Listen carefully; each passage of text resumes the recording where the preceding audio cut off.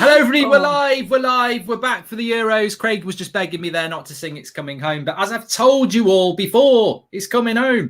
Do you know what he said to me, though? He said, don't talk to me. I'm verified. How dare you?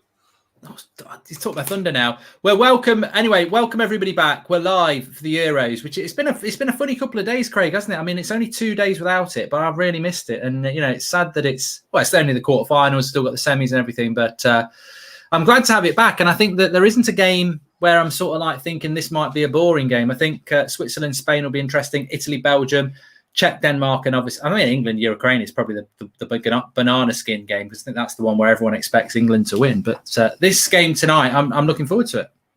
Yeah, the quarterfinals are shaping up nicely. And look, after what Switzerland did to France, I'm not going to underplay what they could do to Spain. Yeah, definitely. Oh my God. The amount of people who do watch-alongs these days, it's hilarious.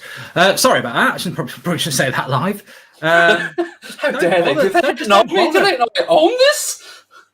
Don't bother. Well, I do feel like I do own watch-alongs, but I'm come one, come all. I'm all for a big bring the heavy-duty stuff today, mate. The Men in Black we are today, look, everyone. Here come the Men in Black. That's a copyright strike because it sounded so much like the original song. I could have done it. Obviously, I'm Will Smith in this scenario. I have to take these off because there's no way I can see the football or read the chat. I can already see the memes getting made now. Right now, immediately, I can hear the keyboards clicking. I'm looking good. Looking very good. Anyway, as you probably can see from the chat, we are sponsored by Surfshark today. I will be talking about Surfshark a lot through this video because we are sponsored by them. Big shout out to Surfshark. If you don't know what it is, it's a virtual private network. Now, how these work is, what I like about it mainly is that you can use it to, shield where you're from. It protects your computer. It protects your identity. But mainly, if you're using something like Netflix or something like that, you can log in with a VPN and you can say that you're in America or you can say that you're in Japan or something like that, which will then give you access to Netflix America. Even though you're paying your subscription, it thinks you're in America, so it gives you access to stuff like that. And it works like that with any location-based streaming service, so Amazon, everything like that as well. We have got an offer for you, and that offer is, let me just read it, 83% off and 3 months free when you use the code That's Football. Link is in the description as ever. As I said, it's available, and you can use it on lots of different devices. You can use it on your laptop, your TV, your phone. So it's compatible once you've got it on lots of different things under one login. It's on Android, iOS, Linux, and all that stuff.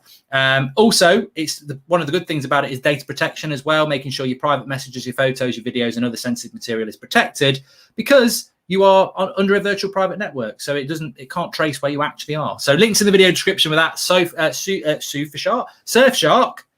83% off, 3 months free. If you've never tried a virtual private network before, try it. And if you have got one, you may as well try this one. A lot of people use them. It is actually a sponsor that we're happy to work with because it's a lot of people use these things, and I'm sure you lot know about them a lot more than I do because we didn't used to have these when I was growing up. We didn't even have phones in them days. So hand on heart, mate. Myself and Connor have been using Surfshark for ages. Hand up, no joke. It's brilliant. Really, really good service. There you go, and that's all part of his €5. He's not only is he verifying Surfshark, that's coming. That you didn't have to do that because the €5 doesn't cover that. The €5 fee that Craig gets for the next 2 hours doesn't actually. He could have said anything about Surfshark, and he did work it. So well done, Surfshark. Link in the video description. Give it a follow. Give them a download. Give it a try as a virtual private network. Zakaria does start. Yes, Zakaria does start. Let's go through the teams here. So we'll start off with Switzerland, who everybody likes. Sommer, Alvidi, Akanji, Rodriguez plays, Vidma, Zakaria, Freuler, Zuba, Shaqiri, Mbolo, and Severovic. Surprisingly, Mbabu is on the bench again, who I quite like. David De Gea does not come in goal. Quite surprised by that, Craig. First of all, we watched that last game. He did make a couple of good saves. He made a bad mistake. I suppose that's just Enrique saying, look, I'm standing by my number one, really. Mate, look, he's given a Morata another run out. So once he's played Morata, do you know what I mean?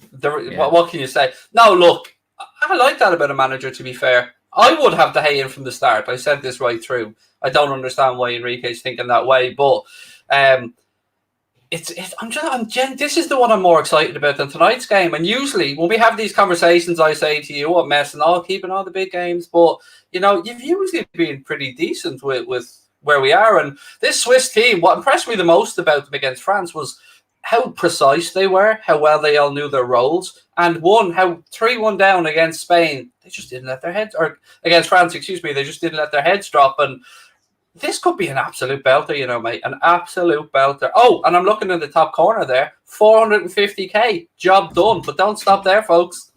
Yeah, do subscribe, bottom right hand corner. But yeah, I think you're right. I think the game tonight will be an exciting one because it's Italy against Belgium, of course. But I think this game will be a better football game because Switzerland play a very attractive way of playing football. And to be fair, so does Spain. So I think it will be more open. So they've stuck with Simon in goal, Azpilicueta, Laporte, Torres and Alba as their back four, Koke, Busquets, Gonzalez, and then they've got Torres, Morata, Sarabia as their front three. I mean, they've got lots of options. I mean, Pedri must be injured then. No, it's Pedri Gonzalez, sorry. Pratt. He's number 26. It's like, where's Pedri? That gets me all the time. Always fall for stuff like that. Well, you want to see what they call because I look at the team news on BBC. You want to see what they call. They'll call bloody Neymar by some other name that was his birth name. Like they'll do it with João Felix as well. They've just come up with these names. But Pedri's playing. Obviously, the bench is strong. Thiago, Rodri's on the bench. Dani Olmo, Oyarzabal. But Pau Torres comes back into the team, which is quite interesting. So this is quite an interesting game for me from a United point of view as well. I'm a big fan of Zakaria. Let's see what he can do. Obviously, Xhaka is suspended, so Zakaria comes in. And Pau Torres is the backup option if we don't get Varane, which is looking quite good at the moment. So, yeah, we'll talk about that in a moment. But score predictions, Craig. They've both been involved in some high-scoring games, so let's go 3-1 Spain. 3-1 to Spain. I think that's what I said this morning, so I can't change my mind. So yeah, I think I said that. I mean, look, I hope there is a large part of me that would like to see Switzerland win today. I mean, Italy Spain is the semi-final I've gone for. Just quickly, what are you thinking about tonight? No, I don't see anybody beating Belgium. I just don't. I just think that just it's their time. I think they know that we speak about golden generations, and this is their golden generation, and I think this is their time to go and win something. And they'll be even more buoyed by the fact France are out now. Belgium. Yes. Interesting. Belgium. Craig's going with Belgium. I don't know about Belgium. I don't know what their team. Let's have a quick look if we can find out. Somebody in the chat might know. Oh, you've done it again, haven't you? You wanker bastard computer. Does your computer ever do this? Like, I don't want to use Yahoo as my default browser, and it just keeps doing it. I use an iMac, mate. Do you know what I mean? Somebody of your level should be on an iMac at this point. No, I'm more than happy with my my thing. Here we go. Manage search engines. Piss off. Remove from list. Yes. Get out. Get out of my list. I'm doing this live now. Make default. Right. You know what you can do? Remove from list. Twat. This people will know this, Craig. They will know this, Craig. What I was going to try and do, and I will try and do it in a minute, is find out. Maybe somebody in the chat will know. Let's involve the chat. Are De Bruyne and Hazard fit for the 8:00 game tonight? Because I know they were not meant to be very fit for it. So if anyone knows about that, let us know. I'd say the real important one for me would be De Bruyne, because Hazard's been hit and miss throughout not just the tournament but the season, of course. And his younger brother obviously stole the limelight in the last game with a fantastic strike from the edge of the box. But for me, De Bruyne would be a huge loss. But if you look through the strength and depth that they have, and Romelu Lukaku looks like a completely different footballer these days. He looks like he's dropped a couple of kilos. He looks sharp. He looks fit. And I think he really wants that golden boot as well. Well, apparently Martinez, who is the coach, so it's always helpful, has said that despite not training all week, De Bruyne could play a part tonight. I mean, that doesn't sound too good. It sounds like he's on the bench, doesn't it? And he's coming on if he's needed. Yeah, I think it'll be. I think that game tonight will definitely go extra time. I think Belgium-Italy will definitely go extra time because I don't see there being many goals in it. And Belgium, I felt defensively were very good. They sort of shithoused their way to the final. So, Kingslayer says, I heard Hazard isn't going to make it because he's still in Burger King. Oh, the fat jokes. Come on. They might make the bench, says Advath Warrior. Thanks, everyone, for tuning in anyway. It's great to be back with these Euro games. Obviously, England is tomorrow night. I mean, I know everyone will probably tune in for that because 1.2 million did last Tuesday night. Underselling yourself again, mate. It went up, don't forget. We're talking 1.3 now. 1.3 now. So, yeah, England will be tomorrow night. We'll have the fan park streaming with us as well. Hopefully, we're celebrating. I must admit, what do you think about England-Ukraine? Because we had Jordan on United Stand last night, and, I think he's almost got a little, shrine where he's praying that, reverse psychology, because he's like, oh, you could play me up front and you'll beat Ukraine. They're absolutely rubbish. And I was like, yeah, this is just Welsh reverse psychology, trying to make out that it's an easy game for us. I mean, I know I admittedly did say it was a bye to the semi-final. We should pick the reserves. I do think we will win. I do think it is a massive opportunity, but I wouldn't pick the reserves. How are you feeling about that? What do you think? In a weird way, I think not being at Wembley might be more beneficial because I think there'd be less pressure. I mean, like you could see what it was like for the crowd inside the stadium. I mean, Rob Beckett looked like he'd just been on the happy pills for days. That was pressure. That game against Germany was pressure, and that will take its toll mentally and physically on the players. Obviously, yourself, if you do, let's say for instance, you did a 1.3 million stream, and then you've got to come down of that. And people don't realize this, but genuinely, sometimes I come off a stream and I get an adrenaline dump. I can only imagine what it's like for a professional footballer. So I think England will be sluggish to get going, but I think overall, I thought you were going to say I can only imagine what it's like for a professional YouTuber like yourself. No, I'd never give you that much credit, mate. Never. Yeah, you got the 1.3. That's all you're getting out of me. Do you know what I mean? I think. Actually, I just need to announce as well. Craig tried to take my thunder, but I purposely left it a few minutes. I have been verified on Twitter today, which I just want to say is a thank you to every one of you who follow me on Twitter, because ultimately I'm on this journey with all of you from nothing. There was nobody to copy when I started doing it. It literally was just innovation and attaching 3 articles to the application form that you sent in, and a community. And I'm going to answer that in a minute.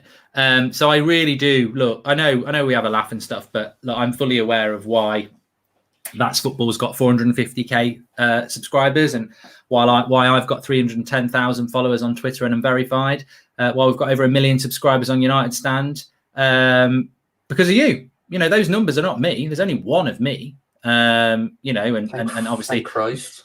My mum and dad who follow me. I'd only have 3 followers. So, it's all down to you lot. So thank you very much. Geordie says Craig makes this channel worth watching. Your wife's on again. I don't think the bots can answer you back though, Mark. 229. Your wife's just spent 229 to say Craig makes this channel worth watching. There's no way my wife has access to that type of funds, mate. No way. Half your fee is gone. Tell her to stop. She's just giving Google more money. No, but thanks everyone. Really do appreciate that. And it's how did I get verified on Twitter?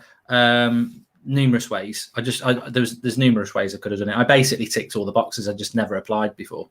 So yeah. Look, to be honest, I'd take the piss out of you as much as I can, but you do deserve it. You deserve any recognition that comes your way. You deserve the 1 million on United Stand. You will get 1 million on here because I'm part of the gig now, so that's a gimme. You can work that. We have hit 450 before 2 weeks before. We were going for 450 before the Euros final, so we've done it. So I don't know. Let's go for 500,000. So subscribe and share. Bottom right hand corner. We're fast on that road. 7 out of the 8 match officials for England versus Ukraine are German. Bothered. I read Tolkien put that up the other day, and I just thought, UEFA, that's banned. That is proper banned from UEFA. But we've won Grand Slams. But I mean, it's worse in rugby because the Welsh haters, the Scottish haters, the Irish haters, the Australian haters. So, you're not going to be on VAR, don't you? That young girl that was in the crowd, she'll be on VAR duty. Would be fine. By the way, let me just take a second to say, there's been some good fun and jokes and stuff. Obviously, nobody wants to see a child upset. Nobody. But Jack, mate, just won't let it go, will he? God bless him. He just won't. Well, I think the funniest thing about this girl crying, the German fan who was crying, and it's not funny. I actually would say, I don't know why the cameras showed it. I think the BBC, was it the BBC or was it ITV? Whoever. I thought they got it totally wrong with Ericsson, which was a very serious matter. And I think when you put a camera on a German girl crying, you're going to get what happened. You know, you get the idiots, I think, who start going, oh, fuck off, you know, we don't really care about you. It's about time you had it, even though she won't remember probably Germany winning the World Cup 6 years ago. So she's probably had no success. But the reality is, where it starts to get silly, and I saw Jackmate was tweeting about it, and I'd seen the tweet myself, and I thought, I'm just not going to say anything, was some American guy has started a Just Giving page to raise money for her. And he tweeted out, does anyone know how I can get in contact with her because I've raised some money for her? And then that's just when the band started, because people were like, you know, what about that Leeds fan who was crying when they got relegated then? Should we have raised him some money? It's just like, you know, it's part of the game. It's character building. I was there in 1990. What about the 30 years I don't league title? Where's my Just Given? Yeah, you know what I mean? You'd be a millionaire. You'd be exactly. a millionaire. But no, I think that, you know, young German girl crying is not very nice to see. Young any fan is not nice to see. But trust me, it's character building. I was there in 1990. I was probably a similar age to her. Absolutely belling. You know, crying my eyes out. She definitely wasn't 14. Yeah, I wasn't 14. You cheeky get. 13. I'm not too far off. Your mind was off. Who were we? I'm still at primary school, 100%. So yeah, Teaching. Pardon? Teaching. Where's my Just Giving page for the Aguero goal, says Evans. I tell you what, I literally turned the telly off and didn't watch football for 2 months after that. Mate, I had to see the goal and listen to Gary Neville and Martin Tyler at the same time. So imagine what it was like for me as well. What, the Aguero moment. Oh, did that bother you? Of course it bothered me. Anything that they win, them or PSG, anything that they win, I begrudge 100%. That's the worst goal I've ever, in my career as a fan, I've ever witnessed against my club. Is that literally it's the last? It's probably like that Liverpool one we were on about the other day, the Michael Thomas Arsenal one. But like we were literally we knew if City won, we'd lose the title on goal difference, and QPR obviously lured us into literally going into stoppage time of the season. Our game was over against Sunderland. We'd won, and City needed to score 2 goals in stoppage time. You'd start to believe then, and then they bloody blew it. The one that got me was, do you remember Vincent Kompany's goal against Leicester? Yeah. Worldy. That killed me. That absolutely killed me. Geordie says, Henry's handball did it for me. Must be Irish. Yeah, that was...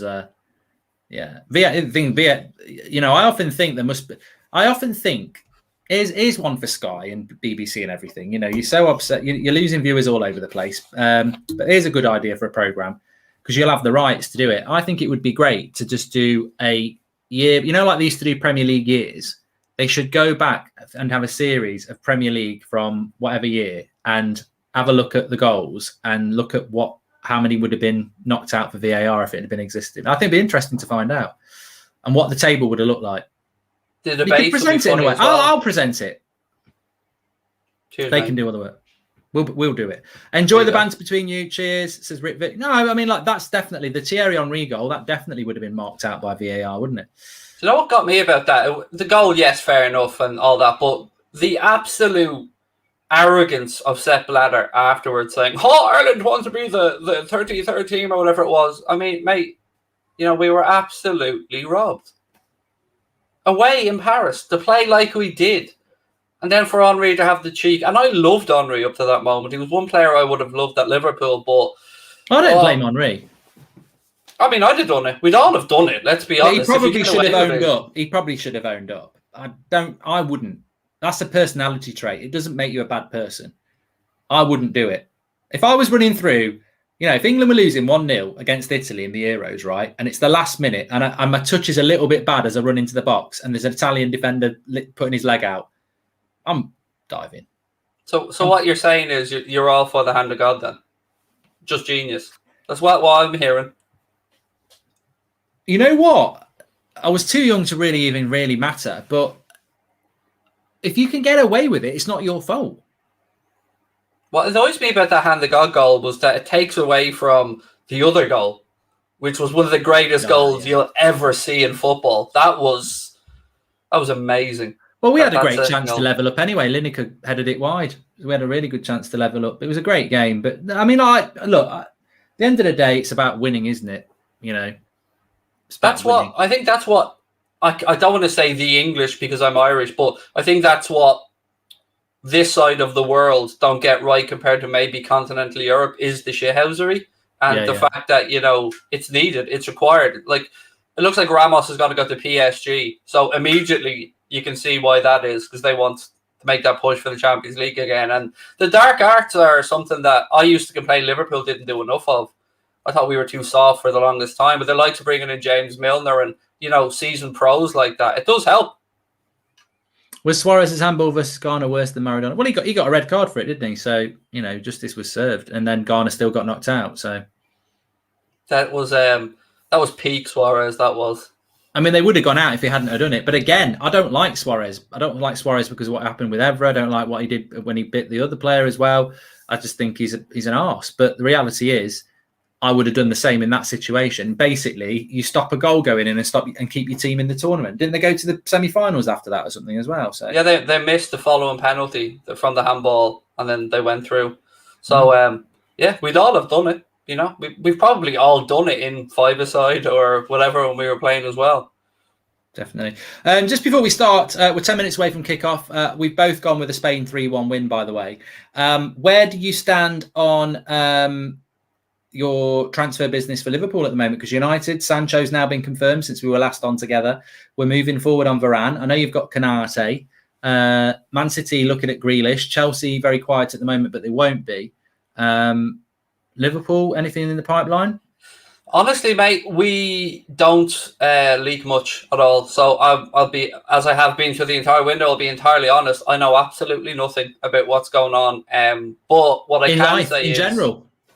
Yeah, I'm the blag it till you make it. That's the way I've kind of been at it. But I'm worried. I would lie to you if I didn't say I'm worried when I see what other clubs are doing. But part of me just refuses to believe that our owners could be that stupid to look at what everybody else is doing and just think, it would be grand. But then again, another part of me goes, well, that kind of is their MO at the same time. Like they don't spend. And what worries me is that I've got a really bad feeling that they're going to try and paint Mo Salah out to be a villain and try and push him out the door before the window closes. That worries me. Yeah, be interesting. Apparently, I had heard that there's a swathe of Liverpool contracts about to be announced in the next couple of weeks. So I don't know who they will be to do. Fabinho, Alisson, Virgil van Dijk. They're three that we know openly that the club have been wanting to extend. But even I think Fabrizio was saying on his all-new Twitch show that no contact with Salah over a new contract yet, which, let's be honest, it's ridiculous. Him going into 2 years of his contract after what he did with the goals he scored, he should be priority number one for the club. We'll see what happens. And yeah, I'm not unhappy with what United have done so far, but we'll see. From that perspective, this is why I purposely said it. United linked to Pau Torres, not linked to Zakaria, but he is playing today because Xhaka is injured. I'm a big fan of Zakaria, so it'll be interesting to see what he does against a very good Spanish side, who I think have created more chances than anybody in this tournament so far. And I mean, do you fancy Spain as an overall winner? I mean, I don't. I wouldn't want Spain to win it because I feel like, you know, they've had their period of success. But I think if they did win it, they feel like they're a bit of an underdog, even though Spain have been in recent times one of the big sort of nations, really. I think if they come up against a team like Italy, who play with passion, with pace, with intensity, I think they'll be swarmed all over. I can't see them going all the way. I think somebody will actually put it up, and it could be today. You know, Xhaka isn't there, and he was like prime. I don't know, whoever you want. He was amazing. His through ball as well, particularly for the goal. So he will be missed for Switzerland. But I don't know. It's tough because you want to give Spain the respect they deserve, but they certainly aren't the Spain of 10 years ago. They are an interesting side, definitely, Spain, and I think that they will. They're interesting. I mean, I personally think that the final will be England-Italy. That's my prediction.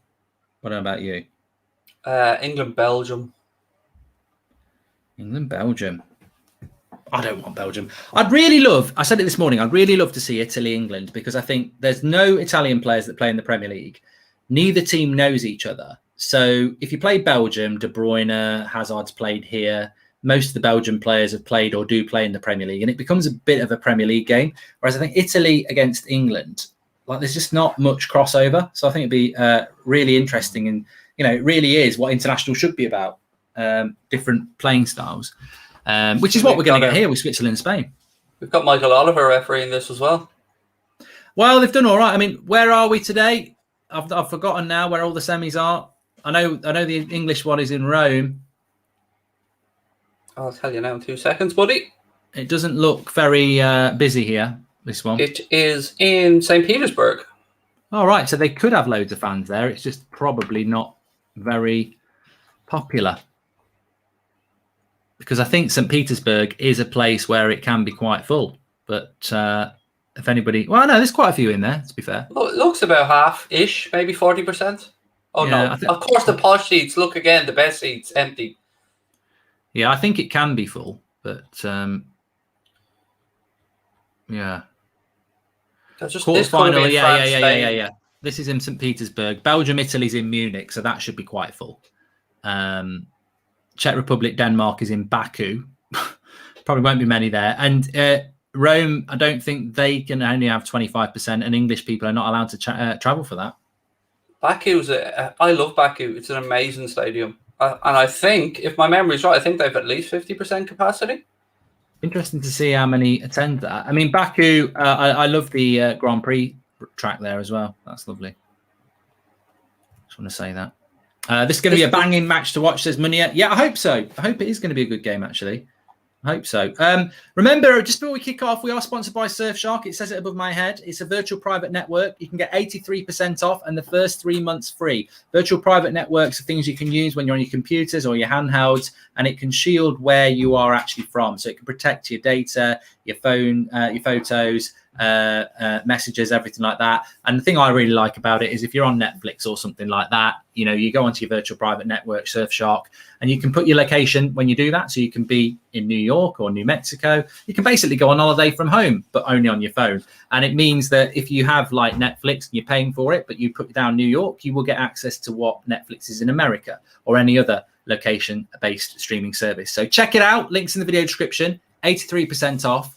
First 3 months free. So it really is just to try it out and see what you think of it. Virtual private network, Surfshark, using the code That's Football. Links in the video description. Give it a go. And of course, if you do use it and use it on your phone, you can also use it on your laptop, on your TV, because you can use it on multiple devices. I mean, who doesn't want to use American Netflix as well, by the way? It is a lot better, especially for a stand-up comedy geek like me. So much more stuff. There is this. I did it a few weeks ago, actually. There's some stuff on there that I knew was on American Netflix that wasn't on the UK, which is... always the case. Highlights. Is it true that 6 of the 7 officials officiating Ukraine are German? Abdi Akali. Yes, it is. Mark, why don't Ricky rate Mason? This kid is amazing. Never seen any player with such quality finishing and so much skills for a young age, says Tariq. Mate, it's all about opinion. Football's all about opinion, isn't it? I don't know why Ricky doesn't rate Greenwood or Rashford, but rates Dan James. It's one of life's puzzles, but, he is consistent. Can't really say any more than that. Even I'm shocked by that as a Liverpool fan, to be honest. Well, I suppose the question would be: Would you take Mason Greenwood, Marcus Rashford, or Dan James? I take either of the first two, and not a chance with the third one.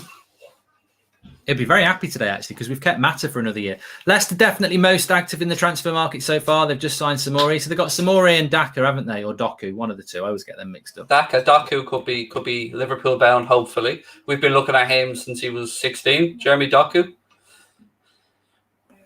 Yeah, that's a good couple of signings for Leicester, actually. I think they'll be more active as well. I feel like Jesse Lingard would be perfect for them, actually, but Their recruitment has been top tier, hasn't it, over the last few years? Oh, they've got Bertrand as well. Liam says they've gone for Bertrand. He's a free agent. He did leave Southampton on a free. Yeah, so he'd be a backup left back, Bertrand, because they've got. I like that Justin guy. I thought he was quite good as well. Anyway, we're about to kick off here. I will. They've got Maddison, Mark. Yeah, but I think Leicester's problem is they're so reliant on Maddison and Barnes and Vardy. So I'd have Harvey Barnes at Liverpool in a heartbeat. What's Craig's opinion on Sancho to United? He's jealous, really, in a nice way. Probably a bit like I was when Liverpool got Fabinho. I think there's an acknowledgement there that he's a good player, and he probably would have been a good signing for Liverpool. Yeah, you're right. I mean, I would have absolutely taken him, and anybody that sits here and says it's not a good signing, I think, is just being disingenuous. Harvey Elliott's going to be a huge player, says Tarek. And Nathan Allen, we have spoken about Liverpool. Craig says he can't. I'm talking for Craig here. Do you think there will be anyone else signing for Liverpool this summer? Yes, at least 2. There you go. Right, we're about to get ready to kick off. Make sure you subscribe, bottom right-hand corner. We're on the road to 500,000 now. Craig, you deserve a lot more respect for all the work you do on Anfield Agenda, and you're such a nice person. The rate you're going to be the GOAT of YouTube, and that's from Craig's wife. She's even put it in that That's it. The full 5 is gone now. That's it. I'm doing this for nothing now. Carrie Bonner. I know that actually, if you mix the words up something else, the real name's there with a name like that. Well, Bonner's definitely an Irish name. Yeah, tell Pacquiao said hello. Yeah. Mate, no, she's a regular at our channel. Carrie's a regular over on Anfield Agenda. Just to clarify, that is the name of the goalkeeper who used to play in goal for Ireland. When you said, let's get ready, of course, I was thinking of the Ant and Dec song. You know, what just wrecked the mic? What just wrecked the mic? What just wrecked the mic? Grealish hasn't actually moved yet, you know. Says Jack Grealish is the GOAT. No, I know he hasn't, no. We've kicked off anyway. 40, as soon as we hit a minute, you can sync. 50 seconds, 51, 52, 53, 54, 55, 56, 57, 58, 59. 1 minute. Don't you be ahead of me, Craig. I am. How far? Well, RTE saying 113. So left back has it now. Well, just outside his box. No, you're ahead of me now. Oh, wait a minute. Pau Torres has got it. Yeah, Pau Torres has got it, and he's passed it now. No, you're about 2 seconds ahead of me. There you go. Paused. Yeah, hopefully this is going to be an open game. I mean, Shaqiri's just had a shot, which was a bit dodgy, but they both play high intensity, high quick football, so we should see. See something. I got a little sneaky 20-1 on him to score from outside the box. 20-1. Shaqiri. Yeah, 20-1. There's been a lot of goals outside the box in this tournament so far as well. I stuck a sneaky little fiver on a Maguire header as well for the England game, 16-1.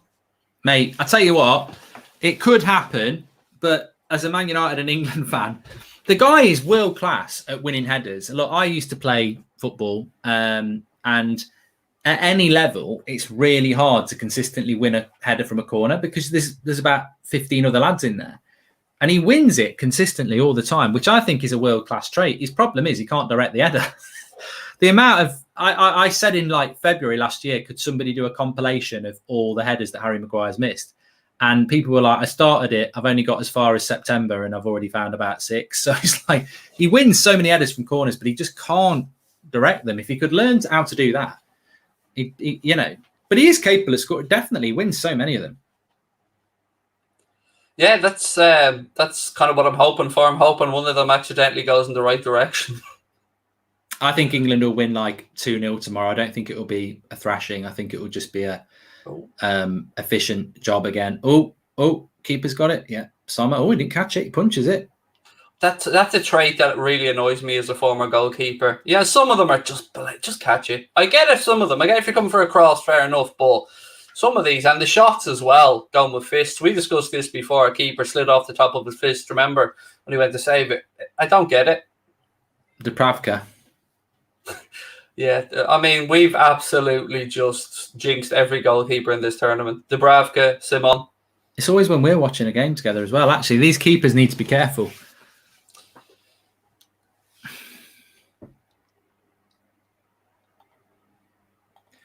Up the Toblerone says Advath. Yeah, look, I'm you know, I've been looking forward to this for the last couple of days, and now it's back. I'm like, oh yes, just bring it on. Can't wait for Belgium, Italy. Looking forward to obviously 2 days. Such a long 2 days. Mm. God, I had to talk to my family and everything. The funny thing is, I think that I saw that United are back in training for pre-season next week. So even once the Euros are over, it's going to be straight into pre-season games, isn't it? Yeah, I mean, there was a few. I don't know if you heard this, but there was a little bit of a chatter that maybe Liverpool United could be playing each other. I know there's been talk that Liverpool might play Rangers, but with everything being so up in the air travel-wise and that, you can see why these type of things could make sense. We've sorted all ours now. We're playing Brentford and Everton and QPR and Derby. But yeah, there was talk of us playing you, I think, in Malta or something like that. But we're not travelling anywhere. It's all going to be in the UK. And good news as well. It looks like we could have full stadiums back for the start of the pre-season. Yeah. Start of the Premier season, excuse me. Shaq to score a 40-yard volley on a weak foot, says Carrie. Okay. Yeah, it'll be interesting to see. That's the great thing when you have a summer tournament is that you don't really have any downtime. Football never stops. But people will say, "Oh, they should get a rest." But when you think about it, a lot of players will have had a month off by now.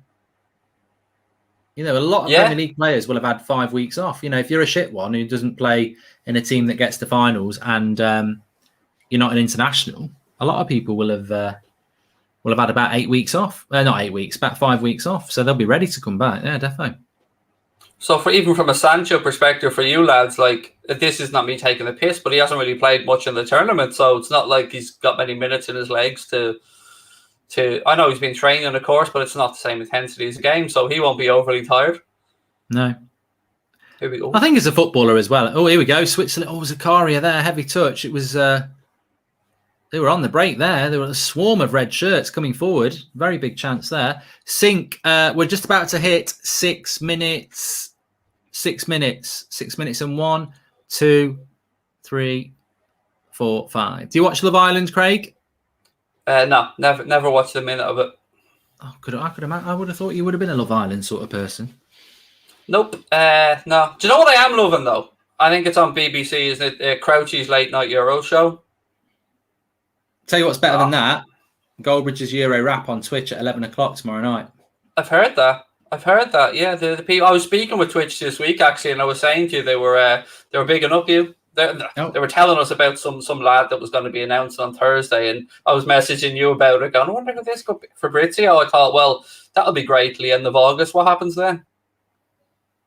Romano over the summer is just... I remember last year Romano hadn't hit a million followers on Twitter. He's nearly at 4 now.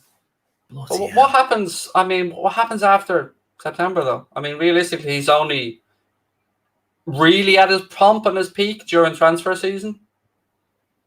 Well, I tell you what, though, he is. What I would say about Romano is he definitely makes hay while the sun is shining.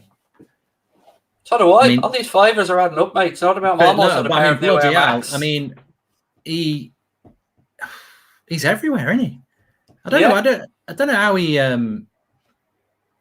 was tweeting yesterday when he was on Twitch, and he also basically goal. It's a goal for Spain. 1-0. It's gone in off Zakaria. Oh shit! I've absolutely I've done him in. I've done Zakaria in. They'll all be going now. We don't want him. Flip flops. They'll have the flip flops on. We don't want Zakaria, Mark. It's his fault. Well, he's just put his foot out. It's deflected in. It's Jordi Alba who's hit it from the edge of the box, and it's a corner. In it comes. Jordi Alba just hits it, and Zakaria just puts his foot out. I mean, he really is. I mean, initially I was looking at Morata there thinking, is he in the keeper's vision? But he isn't. He's nowhere near it. Because he's in an offside position. But look, he's nowhere near the keeper's position. That's going to stand. It's unlucky. But you don't buy a ticket, you don't win a raffle, Mark. No, you don't. I'm going to piss people off on Twitter now. Oh, there's a shock. There's something new. You know what I've tweeted? What? Zakaria, 1-0. I'd add every tweet now with verified at the end of it if I was you. Every tweet ended with the word verified. Well, I am actually. You know what we were talking about? So it's 1-0 here, which I think is a good thing because Switzerland are the underdogs, aren't they? So it means they've got to come out and play a bit. An early goal in a game is always good. I'm all for it. But yeah, we were just talking about Romano there, weren't we? I mean, he's got to make hay while the sun is shining, and he is absolutely everywhere. And I think it's a good deal for Twitch, that, because he can just go live and chat about football. Pisses me off a little bit that he's doing it at 8:00. There's another show that's on at 8:00, which is the United Stand, but there you go. Honestly, that was one of the first things that popped into my head when I seen the time slot. I thought, he doesn't know. I mean, I slipped in there at 8:30, 8:45, knowing what I was at. Yeah, but I'm not moving. I don't move my 8:00 show for anyone. But we still, to be fair, we still had 14,000 watching us. People are so clever now. They've probably got one open and the other one. That's how you do it. But anyway, now I've got a blue tick. I'm going to actually start dropping in a bit of transfer news. You can get away with a lot more. You can be far more abusive now as well. I mean, the scope you get away with when you're verified seems to be a lot different.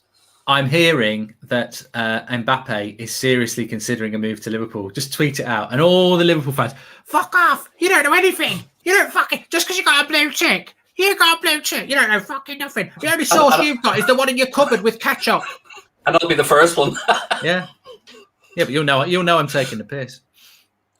I do. No, to be fair, I do get. The thing is, what people don't realise is because you're a fan channel, you sort of get laughed at because you do talk a lot, and sometimes what you talk about gets clipped because, there was a tweet I saw this week about Grealish, and I tweeted this week that, United should be getting Jack Grealish. Instead of going for the cheap option like Van der Beek, United should be going for Grealish. And then somebody, I mean, fair play. I mean, it takes a certain type of sad twat to do this.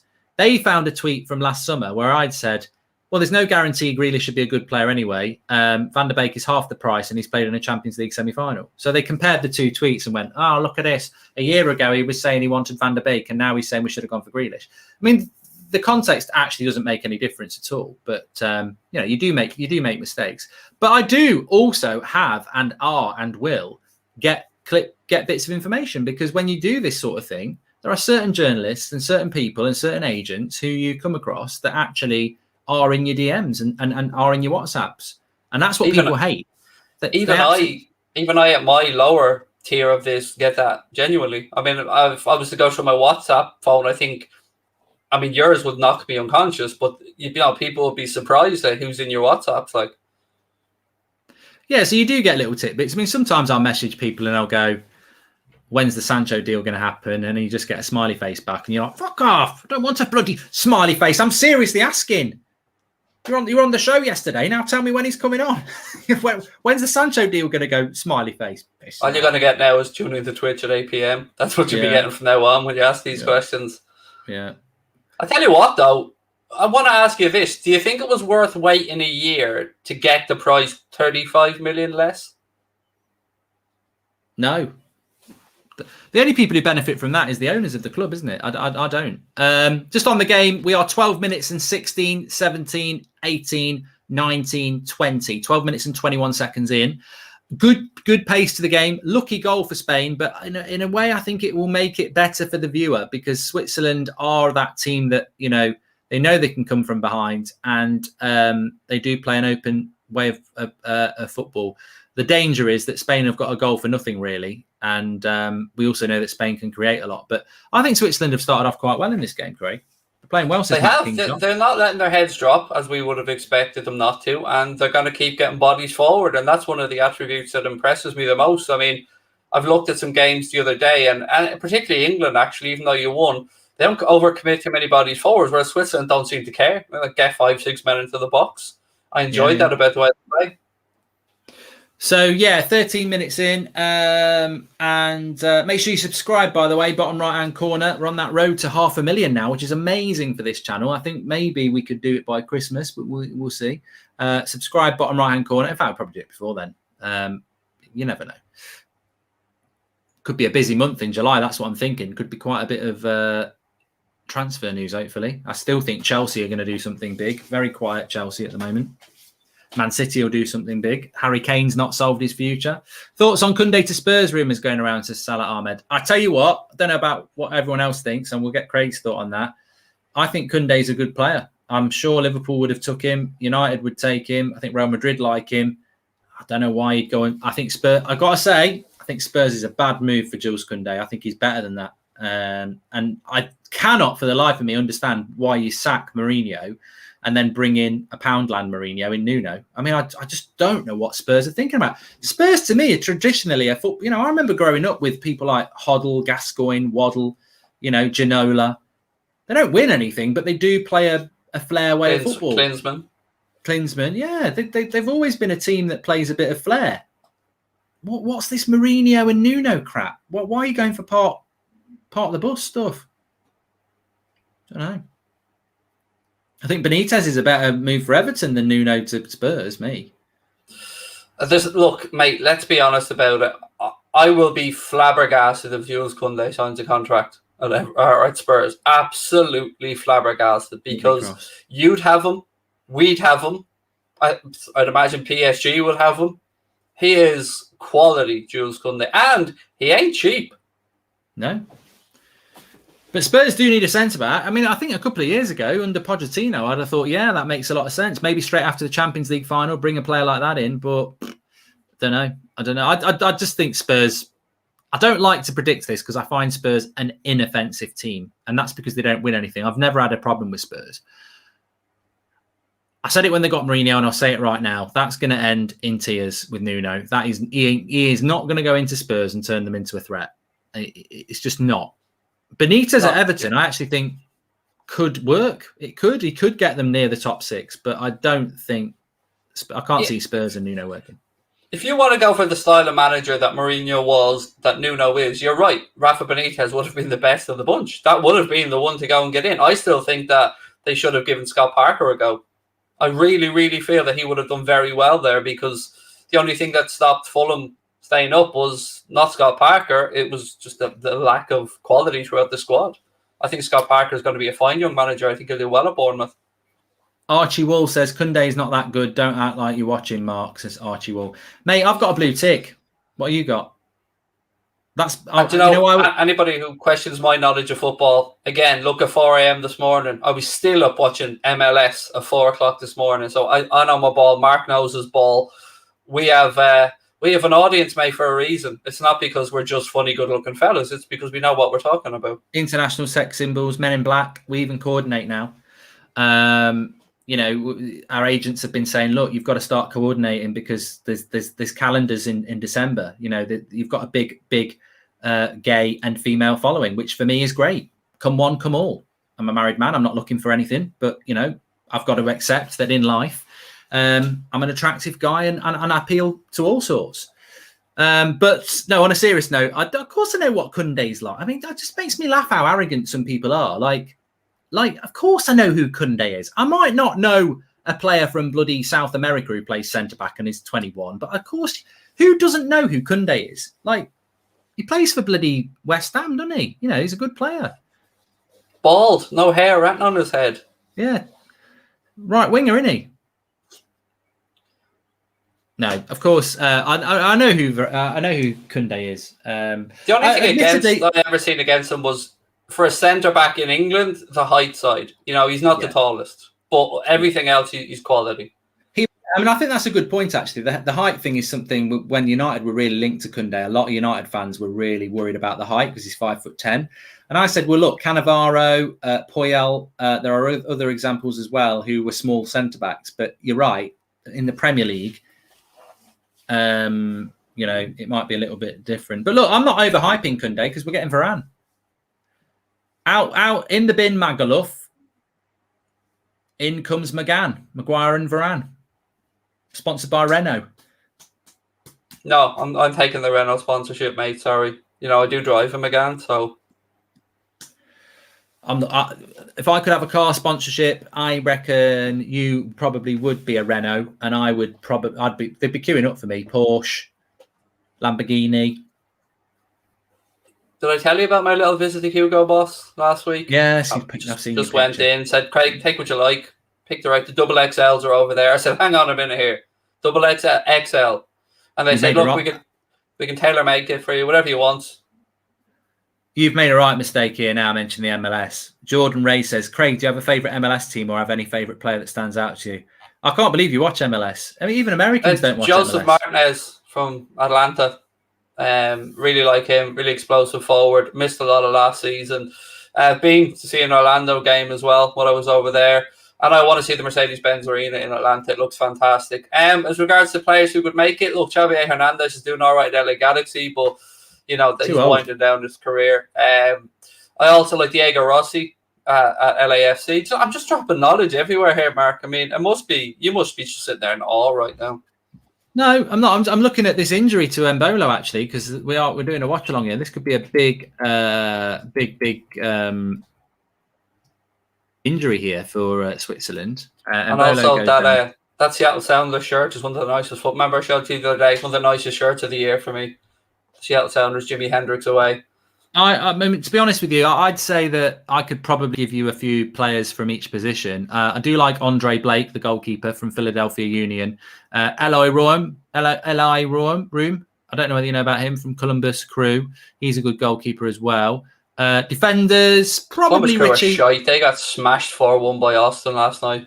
Richie Laia from Toronto or Roman Metana from Minnesota. They're probably my favourite defenders. Centre-backs, Jonathan Menza at Columbus Crew. He's very, very good as well. CDMs, Atusta from LA Football Club. He's good. Dos Santos, LA Galaxy is another one.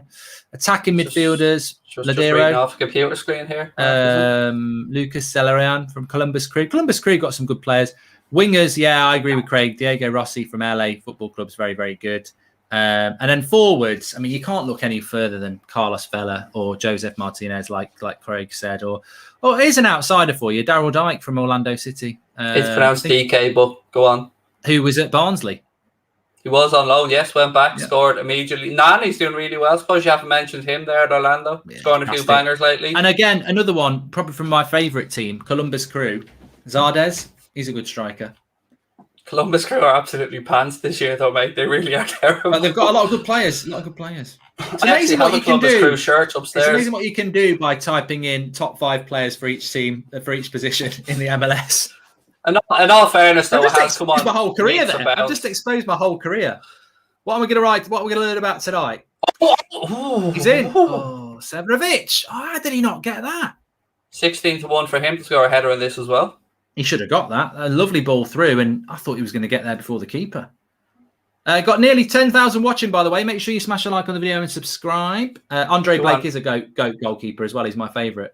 I'm nearly at 11k on Twitter now. I feel like a superstar, mate. So you know what I mean? For this being my 50th Twitter account that I've opened and closed. Yeah, you're on private a lot. You got to ride the storm. Yeah, I'm a bit of a soft boy, me, to be honest. When the abuse gets too hard, I can't take it. I have to go behind private. I won't lie.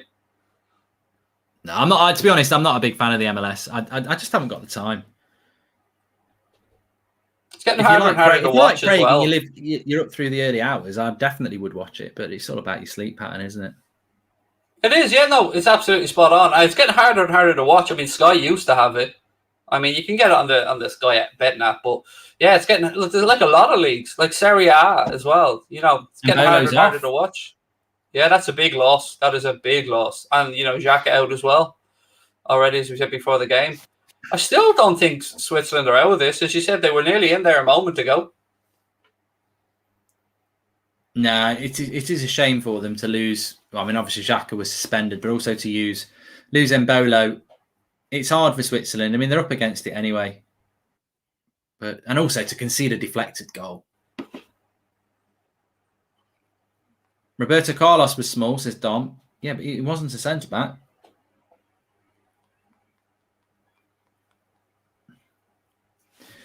And Bolo off.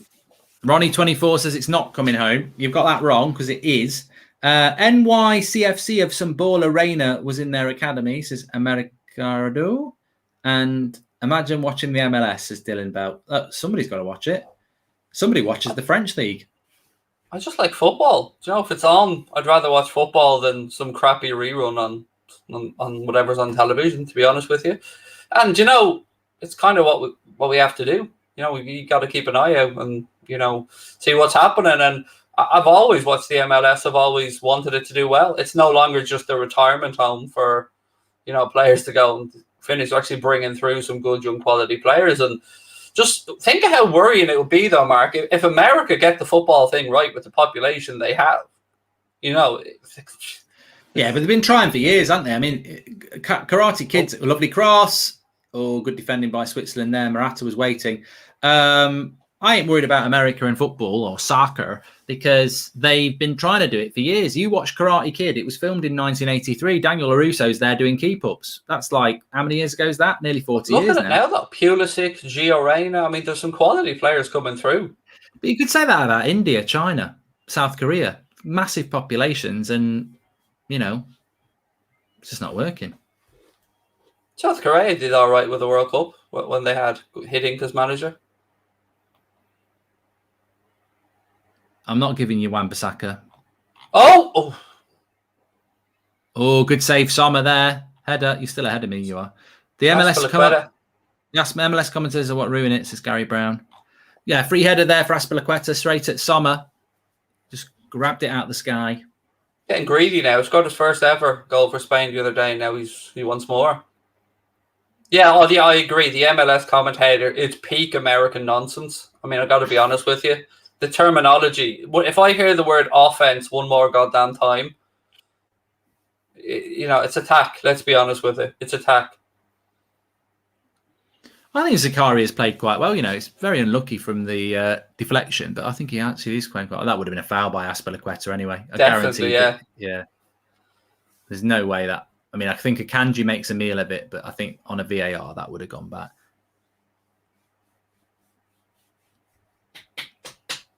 I think we could be on here for this 3-1. I think we could be right, Next goal, huge in this game.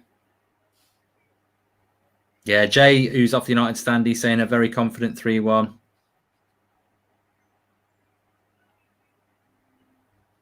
Good turn there.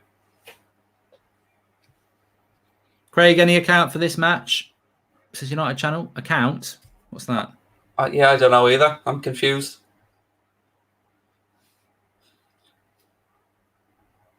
Aka, maybe an Aka. Oh, yeah, of course. On that sense, yes. I mean, I put one up late last night, 4 a.m. I turned 26 quid into €370 with a 3-game Aka last night. And the MLS, I tell you, MLS had both teams to score in the first half. 6th minute of injury time. 6th minute. Got that up. 6th minute of injury time in the first half. You love to see it. Daniel Ariso says, do you think 5'10" is small? Well, I'm 5'10". I don't know what height you are. I'm 5'10", yeah. 6 foot. And I consider myself average. Yeah, I always consider myself too small to be a keeper. So as a centre back, I mean, Mark's made some good points. There have been, Puyol, there have been some centre backs, Cannavaro, who have gone against the mould. But in the Premier League, you look at it, and the average is probably 6'2" to 6'5". I certainly know when we looked at Ben White, one of the things on the scouting reports was that they were worried about his aerial duel success rate, because I think he's only 6'1", if my memory's right. All right. I don't know what the average height for a male is these days. What's your shoe size? I bet are you banging the average? What, 9? Yeah.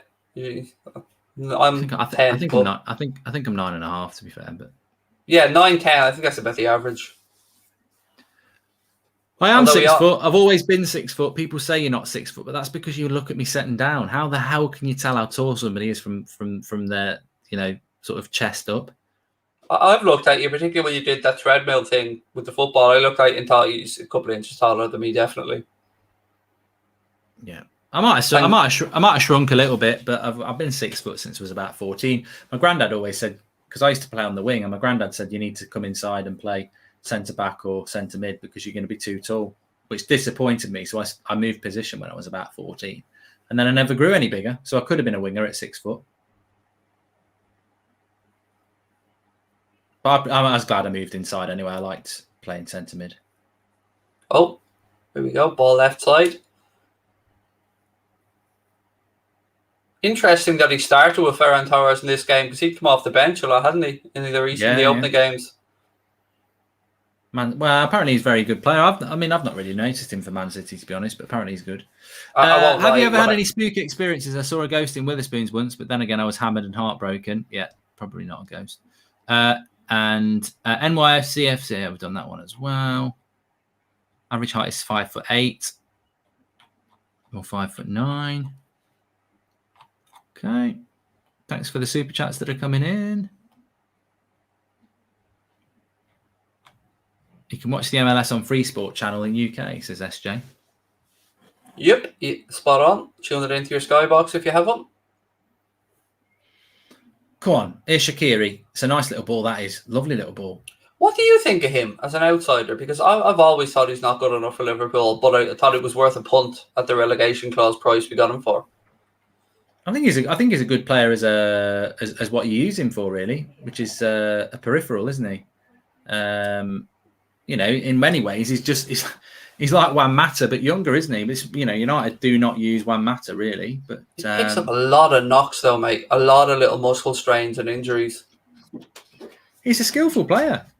Oh, he definitely is. Got a lovely shot on him. But I think he's wasted at Liverpool. If I was him, I'd be like, I should be playing at West Ham week in, week. It's a bit like Lingard at United as well. You're not quite good enough to get in a Liverpool or a United team, so you're going to be on the bench a lot. But if you go and play for West Ham, you're going to play every week. Looks like he could be off to Lazio. They're very, very interested, which would be a good move for him. Yeah. Do well in the Serie A. It's Shaqiri. I'll be interested to hear you and Craig's top 5 wingers in Premier League history. Well, we'll do that at half time, Aaron, being as you've given us a super chat. There you go. Top 5 wingers. I've already got one that comes to mind straight away. I'm not saying it yet. I'll save on to it. History. That's a good one. We're always open for these top 5s. Unfortunately, I think we're going to see a lot of United players in this list. What's my opinions on the new Mata deal, Archie? Well, check out United stand. Fuming, really. I just think it's silly. He played 6 games last season, and we're giving him another year. Just ridiculous. Sentimentality has not got a place if you're trying to win the title. But there's leadership around the dressing room. See, I think this with James Milner at times, and I understand why we keep James Milner, apart from the fact that he's as fit as a butcher's dog. He's, you have that winning leadership mentality and the ability to help the younger players through and stuff. I think maybe sometimes we underestimate that as fans. I do agree with you, but how much leadership do you want? We've got Cavani, Bruno, Pogba, Maguire. Would you trust? I wouldn't trust Pogba to lead a dog down the road on a lead. No, he's a leader, and you've got, you got the managers. I mean, what? We've all been in a dressing room. What role does Juan Mata have in the dressing room when he's not even starting? And you've got, you've got 10 minutes to talk. And you've got Harry Maguire talking, Cavani talking, Bruno talking, Ollie talking, Carrick talking. There's only so much. Oh, thank you very much. That's lovely. Thanks. Craig's looking for his table service. Just put it in your phone. They'll come and do it. Tell you what I do need, and what's great when you have somebody on with you. Sometimes when you're doing like Anfield agenda on your own, and I'm doing United Stand on my own, got to be very careful about your fluid intake, because if you start guzzling your drink in the first half, you're going to struggle in the second half because you can't get up and go. One of the good things about one stream in over 1200. Once I've gone to the toilet in over 1200. Connor always says to me, "How do you do it?" I don't know how either. I'm like a camel. I think it's one of those things. If you stand up, it hits you, but once you stay sitting down, you're all right. Good run by Farron there, and he's won a foul, hasn't he, on Akanji? Has he? No, ref says play on. Yeah, because that's one of the things when I used to go on the kickoff. It's like you've got your headphones on, and they'll just say to you, if you want to go to the toilet, just go. But I never used to go because I'm like, it's hard enough getting a word in edgeways anyway. So you're like, you don't want to miss your slot. Yeah, I get that feeling. I understand what that must have been like for you. Oh, I think I might be going on the podcast actually next week. Happy hour. Never heard of it. Is it good? Literally, he messaged me today. Said, "Now you're verified. We'd like you back on again." I never liked meal deals anyway. They're overrated. Oh, over the bar from Akanji, but it was a bit high. I officially retired from my begging yesterday. I know you replied to me going, "Will you tag I saw, me?" Yeah. So he officially replied from begging to go on the happy hour by tagging in the happy hour in his official retirement. It was like one last one. Do you know what really killed me? I tweeted, "Meal deals are overrated," and Jack Mate liked it. It killed me. I was nearly in tears going to bed last night. Mate, he will get you on. I just think you just got to be patient. Just keep doing keep growing. You know. I mean, he's the second biggest podcast in the UK. He could be number one when I come on for the episode, because you know what I mean. Gonna get everything on at Christmas. Oh, so it was like a Make-A-Wish Foundation type of thing. Now I get it. Now I get it. Shaqiri. Oh, he's won a corner. They're London creators. And he says even DT. I forgot we've got 2 podcasts tomorrow, London creators. Anybody around that could pop in? Oh, you're killing me, Jack. You're killing me. Even DT is on there now. I mean, you know, there's so much I could say to that, but I'm saying nothing. And not at you. You know what I mean? I do hope. I don't think though. I do hope that when we go back to fans in the ground, that we've moved forward as football fans, away from ranty, shouty bullshit outside football grounds. We absolutely won't have from certain segments. Because it's X Factor. I've been there. I said this on the United Stand the other day. I've actually been there. And you feel very unclean because you see them all queuing up and they're just waiting to... It's basically an X Factor audition. You know, it's how loud and, you know, controversial can I be in the hope that this will go on the channel and then I'll get loads of views and then I'll get asked again and again and again. Can I be really blunt?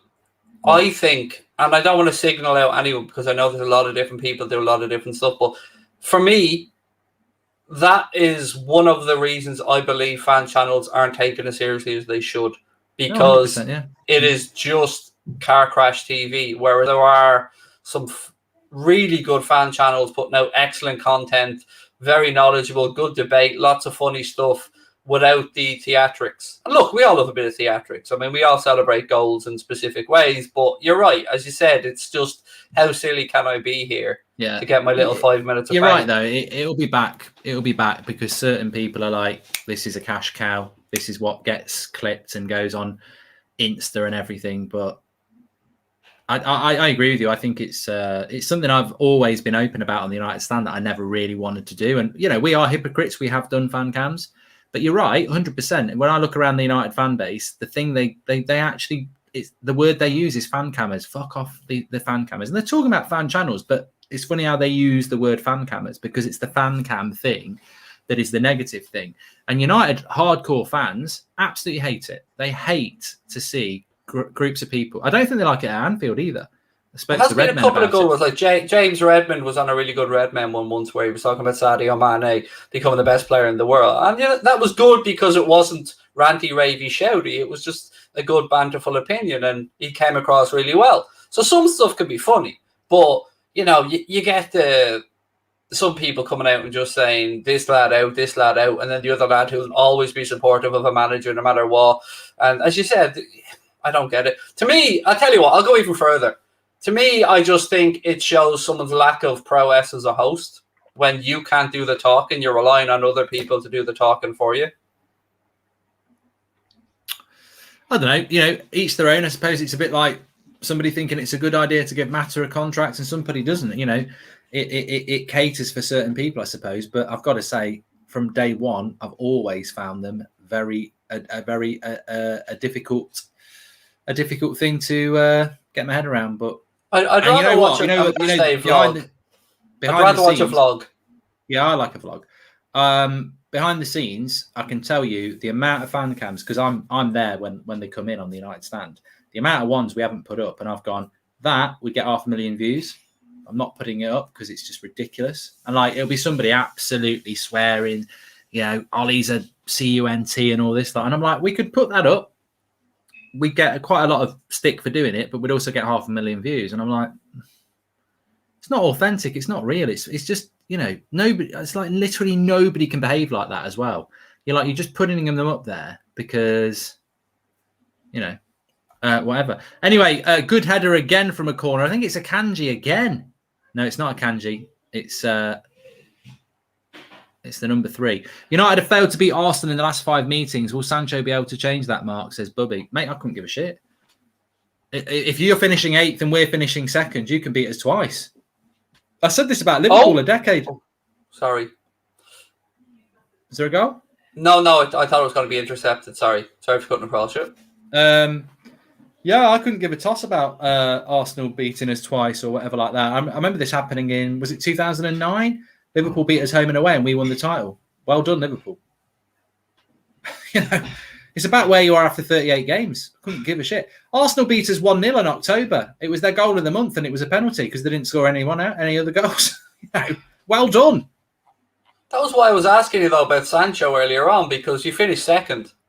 Do you think, that's why I said, do you think waiting the year was worth saving the money? Because, you couldn't have probably done much more in the league. Nobody was really going to catch City. Okay, maybe you would have gone a little bit further in the Champions League than you guys didn't.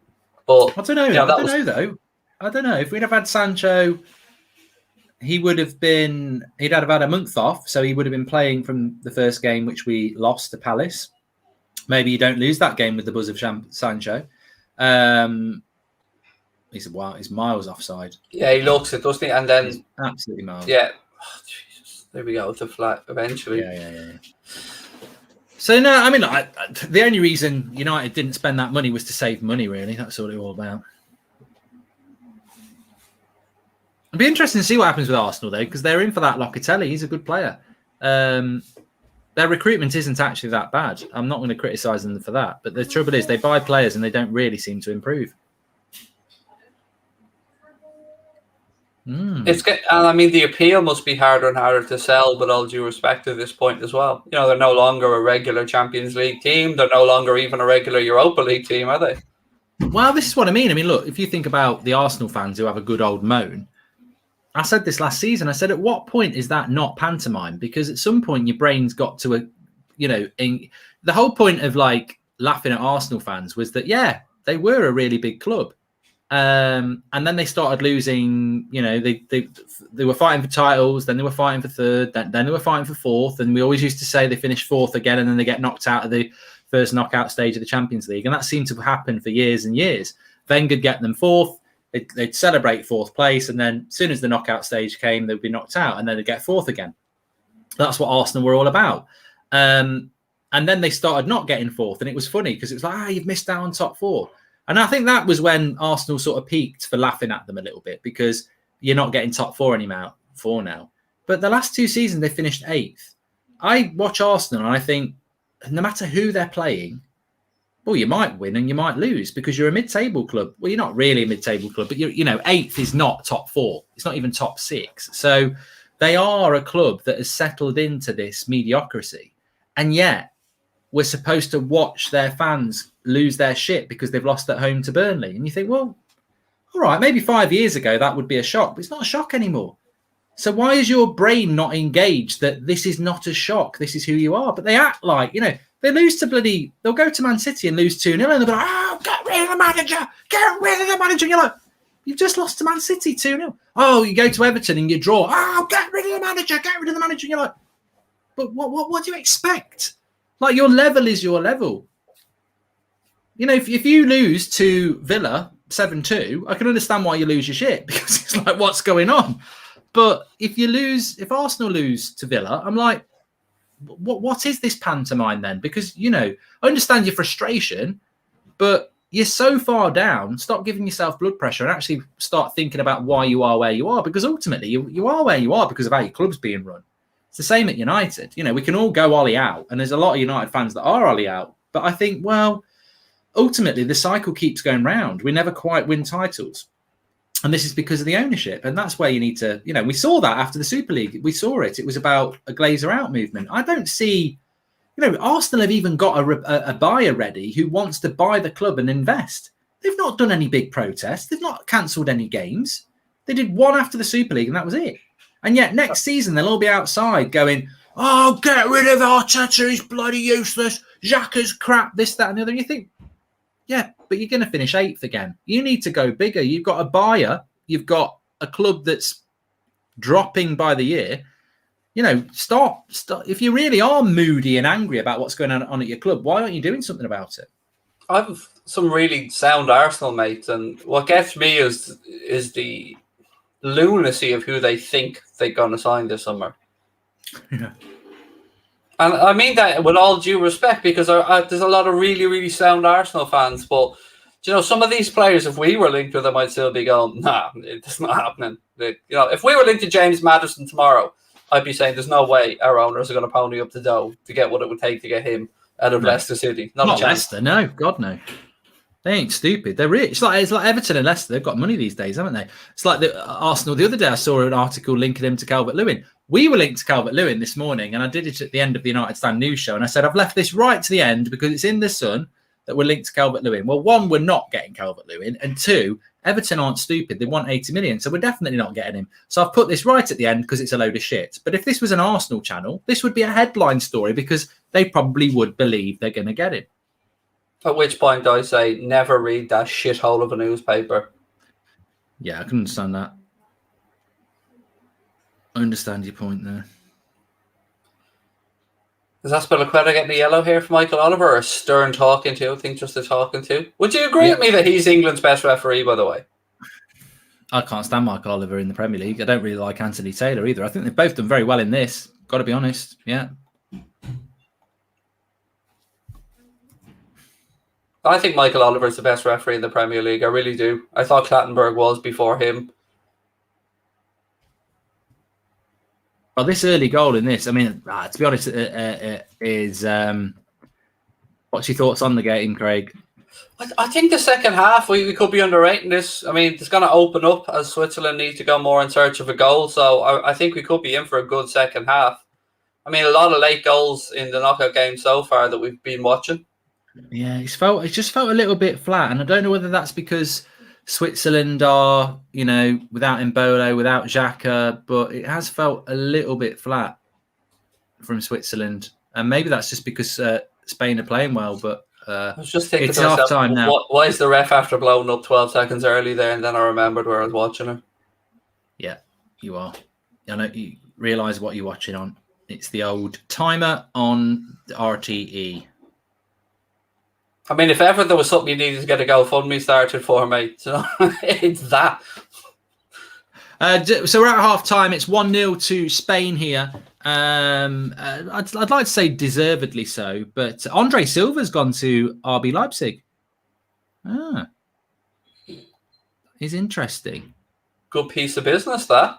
That is a good bit of business because I don't think he was ever coming to United, but he was certainly a player that we got linked to a few times. Interesting. Leipzig have just announced that they've signed Andre Silva then. So I'm trying to think who they've lost Leipzig in recent years. I suppose Werner went, didn't he? But good bit of business, that. I think he'll do well there. Is Poulsen still at Leipzig, isn't he? He's not. His contract's not up or anything. Interesting. I didn't realise is it Jovetic from Real? I didn't realise he was on a free. Is he? I've seen a Sky. I'm nearly sure it's on my phone here. A Sky I don't think 311. he only went to Madrid about 2 years ago, didn't he? I know he was on loan again at Eintracht Frankfurt, wasn't he? Sky did a 311. Fred was in it. Mata was in it. Here we go. Yeah, Jovetic and Josh King, Messi, Schlupp, Lundstrom, Alioski, Ramos, Boateng, Donnarumma. I mean, some of these are going to other clubs already, but. Oh, you maybe mean Jovetic. I'm thinking about somebody else. Jovetic is he's 31, isn't he? He's yeah, I know who you mean. I'm thinking about. I'm thinking of the guy who went from Frankfurt to Real Madrid. Does that not sound right? It's not. It's Jovic. Jovic is the one we're thinking about. Jovetic is. I know who Jovetic is. Yeah, I can picture who he is. Jovic is. Jovetic was at City. That's the one there. Thanks everyone for tuning in. We're going to do top 5 right wingers in Premier League history in a moment because it's half time. There's not a lot to talk about. It's nil. It really is 1-0 because of a deflected goal, and unfortunately, Switzerland just look a little bit lacklustre. Obviously, Mbolo's gone off injured. Xhaka's not playing. But first of all, let me just draw your attention to Surfshark. This is a virtual private network. Sponsoring the show today. I'll just kick the chair. Sponsoring the show today. You can get 83% off and the first 3 months free by clicking the link in the video description and using the code That's Football. Virtual private networks are things that you can use on your computer, on your TV, on your handheld devices and phones that basically protect you when you're online. So you shield where you're from. You can be anywhere in the world, really. If you're in London, you can say that you're in New York or New Mexico or wherever you want to be. And this works well in protecting your identity when online, but also allows you to use location-based streaming services like Netflix, for example, whereby you might have Netflix and you live in the UK, but if you put that you're in New York, you'll get access to what is on Netflix there. So the link is in the video description. Give it a try. 3 months free and 83% off, which is a fantastic deal using the code That's Football. Thank you very much to Surfshark. Give it a go. Links in the video description. Right. Let's talk about the top 5 wingers in Premier League history, which is quite difficult, really, because we've got to go back to 1992. I agree with Marvin AM. I think certainly a Mr. Ronaldo would be a consideration. We won't get down to our 5 yet, because it's always nice to have maybe, a 10 to knock it down to. Lots of people saying... I've got a curveball for you. Go on then. Kanchelskis. Yeah, he was good.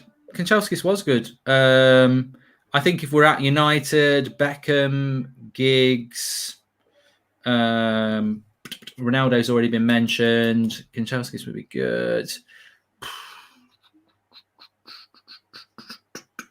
Wingers, out and out wingers. I mean, nobody over the last 10 years comes to mind. Cantona was not a winger. I'm just thinking about United at the moment. I wouldn't put Lee Sharp in there. Good winger, but no, not in the top 5 in Premier League history. Number 7's Ronaldo's, Ji-sung Park, Blomqvist. No, I'm happy with those. Kanchelskis, Beckham, Ronaldo and Giggs as a 4 to start off with. I wouldn't put Nani in there, no. We're talking top 5. They've got to be a consideration for top 5. Arsenal. Any from Arsenal you can think of? Henry. We'll go through the... Henry. Would you class Henry as a winger or a forward? I would have classed him as a left winger, really, but I could have seen the argument either way. Okay, I'm more than happy to add him, but I probably would class him. I think his greatness came when he moved up front. Anyway, Roberto Perez. Robert Perez, not Roberto. Robert Perez. I mean, definitely a fine footballer. No denying that. But top 5, I don't know. He was good. Chelsea, Hazard. You've got to put Hazard in there, really, as a consideration. Okay, this is where I get a little bit angry. Hazard isn't fit to lace Mohamed Salah's boots, and if this argument even starts up again, I will say, can you imagine if Mohamed Salah went 2 calendar years in his career without scoring a single goal? But yeah, I have to hear about this little big-arsed fucker from Chelsea that is apparently God. Mohamed Salah is 10 times the player Eden Hazard. And I don't care how many of the little Eden Hazard fanboys I have to upset here. You cannot argue with the numbers. So Hazard is a wonderful player. Probably put in the best away performance I've seen at Anfield from a footballer, but nowhere near consistent enough. Well, to be even-handed, I would put Hazard and Salah in the conversation. So we will come back to those two because I think both of them should be in the conversation for top 5. Both been Player of the Year as well. So yeah, I would put them both in there. Anyone else from Chelsea as a winger? Can't really think.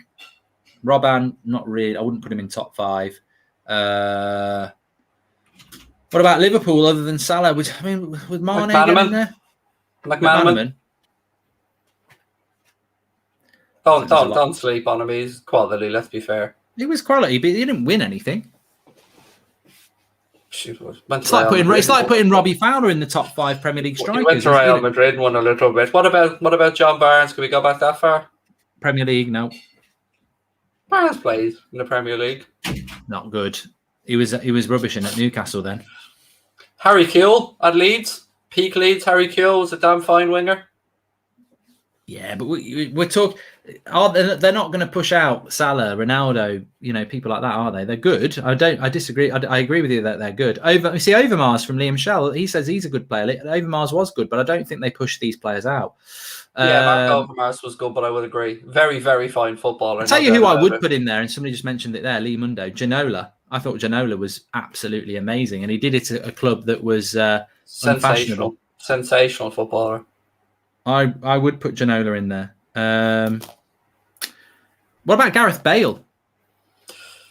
It's hard to know because he was a left back at one point, wasn't he? Yeah, at Spurs. Wasn't in the Prem for that long, I don't think. Not at the highest level, like not at his peak Real Madrid years. He wasn't. You know, I mean, he did win Player of the Year in 2013. I mean, you can make the argument, absolutely, and I wouldn't argue against it either way. I just think longevity maybe would be the only thing against them. Yeah, I mean, he was at Spurs for 6 years, but I think mainly, as you said, for a lot of those, he was. I think you've got to probably put Gareth Bale in the argument. Let's be fair. Yeah, let's put Bale in there. Alexis Sanchez can go swivel. No way. Bergkamp wasn't a winger. Ashley Young, forget about it. What about modern day Man City players then? Do you think? No, I wouldn't put Sterling in. I wouldn't put Mahrez in. Dan James, no chance. So I think unless anybody can add in, it's a very niche position, isn't it? When you think about it, like because most wingers these days are inverted forwards. Yeah. Well, our list at the moment consists of 1, 2, 3, 4, 5, 6, 7, 8, 9 players. Gareth Bale, David Ginola, Thierry Henry, who I think we might bin him. Giggs, Beckham, Kanchelskis, Ronaldo, Hazard, Salah. I think Henry can go because he's more of a striker. That gets us down to 8. So we've got Salah, Hazard, Ronaldo, Kanchelskis, Beckham, Giggs, Ginola, Bale. Beckham and Giggs have to be gimmies. I mean, even I can't put up an argument against that. Like, well, I think Ronaldo does as well. Yeah, I again, very hard to argue. So Beckham, give us Salah and Hazard, and then everyone's happy. Well, we've got 2 spots left for Hazard. I mean, I'd take Kanchelskis out because I think he was very good, but I don't think he can be in that equation because he never won Player of the Year or anything like that. So I would say, and that's not the only reason, but I just don't think Kanchelskis is in the same bracket as a Beckham or a Giggs or a Ronaldo or a Hazard or a Salah or a Ginola or a Bale. So the thing is, we've got 2 left. Son's not getting in. Son's a very good player, but Son's like an Overmars or something like that. They're just not quite there. I mean, I'll give a little shout to Sadio Mane here as well, by the way. Yeah, I mean, I can see why he mightn't make the top 5, but, you know, he should be in the conversation. Yeah, I was going to ask you about that one, actually. So we've got 2 spots left, and we've got Ginola, Bale, Hazard, and Salah. Is it as simple as saying Salah and Hazard and leaving out Bale and Ginola?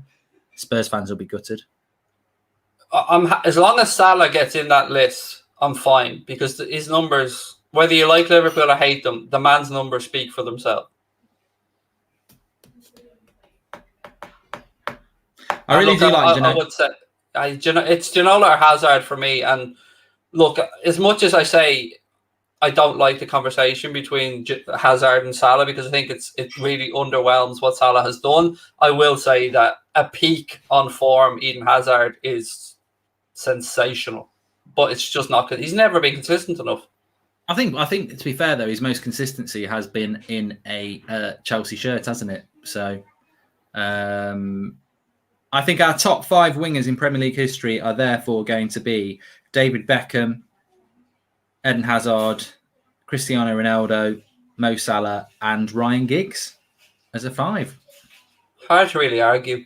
Okay, I mean, you can say Bale and Ginola were tough choices because David Ginola was, I mean, quite simply sensational, and Bale as well in full flow was almost impossible. But that's a pretty fine list. I think we've made almost everybody happy there. Yeah. Well, this is the whole point of doing it. So thank you for the person who suggested we did that at halftime.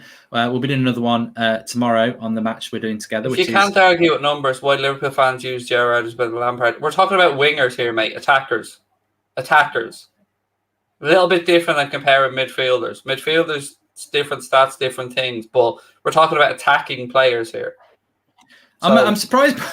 I'm actually quite surprised. I thought it was just one person at first, but a lot of people in the chat are saying George Best. A lot of different people are saying George Best, and I can't remember how many times I said Premier League all-time top wingers. The clue is in Premier League. As great as George Best was, I mean, George Best for me would be in the conversation for one of the best top 5 players of all time, but he cannot be in a conversation for the Premier League because he didn't play in the Premier League. Even we aren't that old. No. No. Like John Barnes was a very good winger, but that was mainly in the late 80s, wasn't it? He, he did play in the Premier League, but he was a very different player. Was John then? So let me just get back to this 10 quid waste of time that this gentleman's put in here to make an argument. That's a straw man argument if ever I've heard one. It's just complete nonsense. If you can't argue with the numbers, then why do Liverpool fans use numbers to say Gerrard is better than Lampard? I'll tell you what, though. I mean, I've got to be honest. I think I find the whole Lampard-Gerrard-Scholes debate absolutely a waste of time. I don't know whether I've grown out of this, because you still get it with certain fans. Saka's better than Greenwood, and I'm like, I couldn't give a shit. Would I want Saka at United? No, I want Greenwood. Would Arsenal want Greenwood at Arsenal over Saka? No. Would I have wanted Gerrard at United over Scholes? No. Would Chelsea want Gerrard over Lampard? No. Would Liverpool want Lampard over Gerrard? No. So why do people have to go, oh, he's better? He's definitely better. He's definitely better. He's not. He's unique to your club's history. Enjoy it. Simple. And that's it. That's what I always say. People often say in the chats, I'm sure you'll get this, would you like this or this? And I'm like, mate, they're at your club. They're only going to be there for a period of time. Enjoy them. Enjoy them while they're there and appreciate that you've got them at your club. And I think Gerrard, Lampard and Scholes are so different to compare, because if you try and do it on goals or assists or whatever, then Scholes will probably, I think, come third. But I'd put him first. They all added different things to their clubs at the time when they were mainly needed. Let's be fair. I mean, if we want to have a little talk about Lampard, as great as he was, and he was absolutely top notch. But I don't think I've ever seen a human being get more deflected goals in my life. Never. But Who? I will absolutely, as Frank Lampard, never seen somebody get so many deflected goals. But Lampard, I have the height of respect for, because anybody who commits their entire career to just becoming a better player and wrings every ounce out of their career will always have my respect. And Frank Lampard did that. He'll always have my respect. I was surprised how Lampard even got into the conversation of Gerrard and Scholes, actually, because I was monitoring Lampard from like his West Ham days, and when he went to Chelsea, I was like, I'd agree with you. I think Lampard absolutely made the most out of his talent, because a bit like Gary Neville, I never thought they would go to the levels that they did, and there's no doubt that both of them in their position were world class. They made themselves world class in their position, and Lampard, yeah, definitely was not a player I thought was going to be on the level of a Scholes or a Gerrard. But he did, and he was. We've kicked off second half. Can Switzerland get back into this? They've been a bit lackluster. I don't know whether that's because it's quarterfinal time, and do we ever see classic quarterfinals? Well, we saw classic knockout games on Monday. Can we get them in the quarters? Oh, Lundberg over Salah, says Mark Johnston. No chance. Are we talking for underwear modelling, or I mean that? Oh God. I give up, mate. Honestly, I give up. Do you know what? This lad should just stop spending that time. Just download Surfshark. That's what that guy needs to do. Oh, no. Why didn't you tackle him? Here's Morata. I thought he looked a bit offside. Good square ball, that. Oh. Straight at the keeper. Good chance for Spain. A little bit sloppy at the back by Switzerland. He was offside anyway.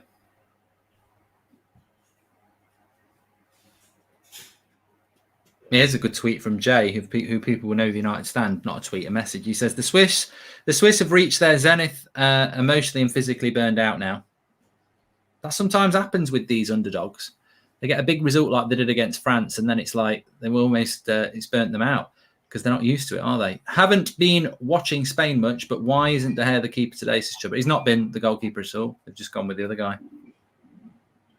And that was kind of my fear, by the way, that I said to you guys about England. Is it kind of going to be after the Lord Mayor show kind of scenario, where that game was, meant so much to an entire nation, beating the Germans, that, you should beat the Ukraine. There's, you're a better team than the Ukraine, but you just wonder, will you be a little bit sluggish?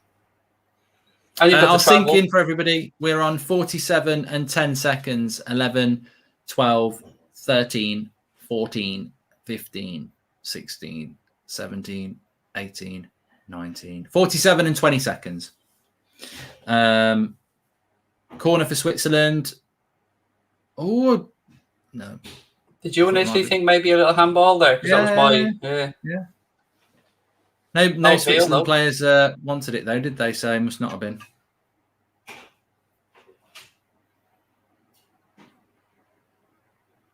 Absolutely no. This will get interesting now. If Switzerland get an equaliser, this will get very interesting. Sleepy G was overrated, like Henderson. They're crap. Absolute idiot. You're so easy to wind up. 7 years later, and he's still in his head. Imagine being that obsessed with a footballer that's not even playing football anymore. Honest to God. Beggars belief. G.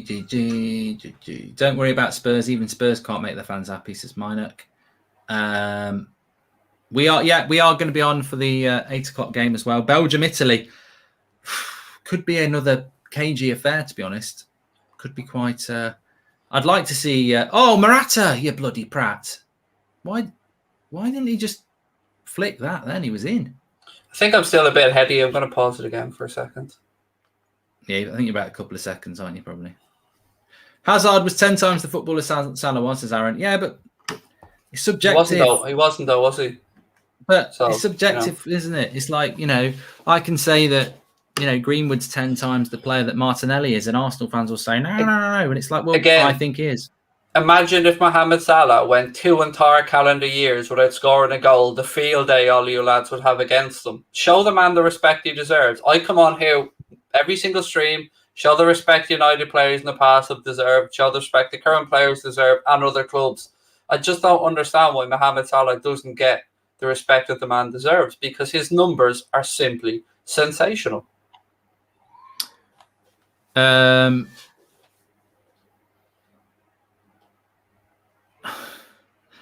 or Benzema, if you know, you know. This is Will Shields. I don't know. They're different positions, aren't they? Yeah, one's a striker, one's a winger. 2 fine footballers. I think as a United fan, if you asked me who I wanted, Salah or Hazard, I would take Salah. I wouldn't really want any of them because of, they play for rivals, but I would take Salah because there was just a time where Salah was just unbelievable for Liverpool. I don't know. I mean, he still scores a lot of goals, but he was, for a couple of years, he was just unbelievable. And what a signing he was as well, because nobody thought that was going to go the way it did.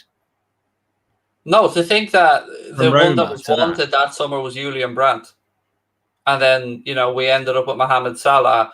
And I thank my lucky stars that we got him, because he has been unbelievable. And, sometimes you're also proud to have players at your club from just a humanitarian perspective. And the fact that, he's at Liverpool makes me very proud as well, because he's a sensational human being. I spoke to somebody a couple of years ago, I think it was actually, and they said, I don't know whether you've got to give Liverpool credit for the transfers, but I also... I'll be rude if I want to be rude there, mate. You talk about Steven Gerrard and stats, and I'm just giving you my opinion on it. Simple as that. So, you can keep spending tenors for me to put you down if you like, mate. But at the end of the day, it's not a debate. You just use some warped logic as to why I can't compare wingers and you're comparing midfielders. So I gave my opinion on it. If you don't like it, I apologise, but that's my opinion and I ain't changing it for you. I do think that Liverpool had a good period of signing good players, but I wonder how much was a little bit down to luck. That that Mane would go from Southampton and become one of the best wingers in the world. That Salah would come in from Roma and be one of the best players in the world. Fabinho I could see happening. To be fair, Van Dijk from Southampton to be the best centre back in the world. It's you've got to give credit to the scouts and the people who bought them, but it's very unusual that you buy 4 or 5 players and then every one of them becomes the best player in the world in that position.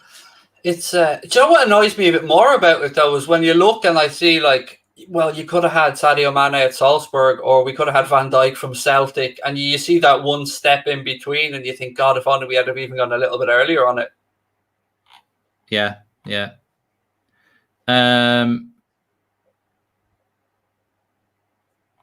We've got the best scouts, said somebody there. No, I'm not knocking the scouts at all. I'm just saying that, you can buy good players, but I tell you what, to buy, Alisson from Roma became one of the best goalkeepers in the world. I mean, some people will say they already were, but they weren't because they're playing for Roma. I think it comes down to the manager knowing exactly what the squad needs, though. Yeah. I think, you can't underrate that as well. Van Dijk became the best centre-back in the world. Salah became the best winger in the world. Mane probably became one of the best wingers in the world. Fabinho is now one of the best CDMs in the world. So that's 4 players you bought in the last 4 years who've gone on to be the best in their position in the world. I know a lot of that is down to scouting. A lot of it's down to the coaching, definitely. But it's a very unusual thing. There has to be an element of look into that because you wouldn't expect that. Man City can spend more than anybody. Chelsea, look at them last summer. No, I think Havertz will be a good player. Maybe Werner will be. Maybe Ziyech will be. But they're not going to be the best players in the world in their position. That's what I mean. The enormity of those signings and what they went on to achieve has, completely changed the landscape for Liverpool. Yeah, the one that really surprised me was Mane. I didn't think he was going to become as good as he did when we signed him from Southampton. Marvin says Salah isn't the best winger in the world. Well, we've just put him in the top 5 in wingers in Premier League history. So he's in his time now. He's got to be one of the best wingers in the world. Again, I wouldn't. I'm not necessarily saying Salah's the best winger in the world. I mean, everything is open to debate. But what I am saying is, I feel, and I consistently will say this, I just don't think he gets the credit that he deserves. And I include my own. I include Liverpool fan base in this. Some Liverpool fans don't give him the credit he deserves as well. I must admit, I've never been part of this Hazard-Salah debate, and it certainly is one. I think I like a good debate, but I think I'll just step away from that because I really just don't give a shit. What I can say is I appreciate how good Hazard can be. On his day, Hazard, if they're both playing at 100%, I would say Hazard's a better footballer. But my point is that Eden Hazard goes missing or is injured for prolonged periods of time. Let's look at his example. He moved to Real Madrid, the only club he'd ever leave Chelsea for, and I truly believe that to be true. He moves there and he shows up overweight. Salah wouldn't do that. Not a hope. Because it's about living the life. It's why the likes of James Milner goes on as long as he has. It's why it's like the likes of Ryan Giggs was able to play as long as he did. They look after themselves on and off the pitch, pre-season, all the way throughout. And that's the little difference. That's what we spoke about Frank Lampard and him wringing everything out of his career. It's why Cristiano became one of the greatest, if not arguably the greatest of all time. It's because of these little minor details. Anybody that knows Eden Hazard will tell you when he goes on holiday, he holidays. Another corner here for Switzerland. They're pushing. I think if Switzerland can get a goal back in this game, we're probably going to look at extra time. It doesn't look like the 3-1 we predicted is going to be occurring. Be a shame if Switzerland don't score. I thought that was Zakaria. Header from the back post. Oh, he's so close. I thought that was chopping in, Mark. I thought that was just about to bounce in. Yeah, keeper was beaten if it did. Moreno petrified to go near it. Cracking header. I do appreciate a good header. I mean, a bullet header, there's not many better things, isn't than a late run and a bullet header.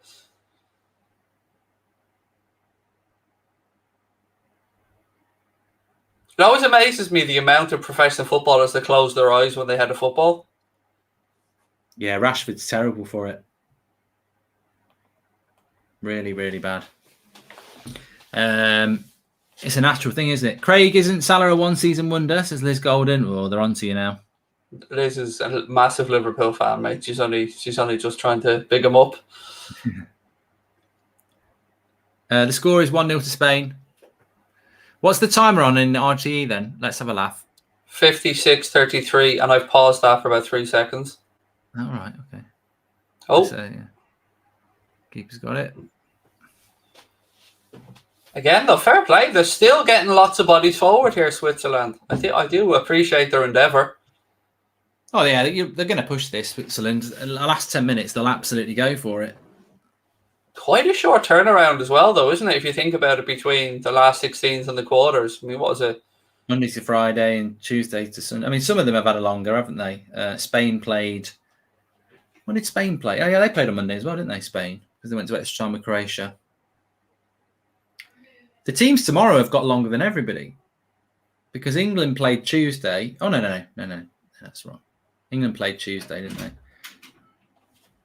When are the when's the semis? Tuesday, Wednesday.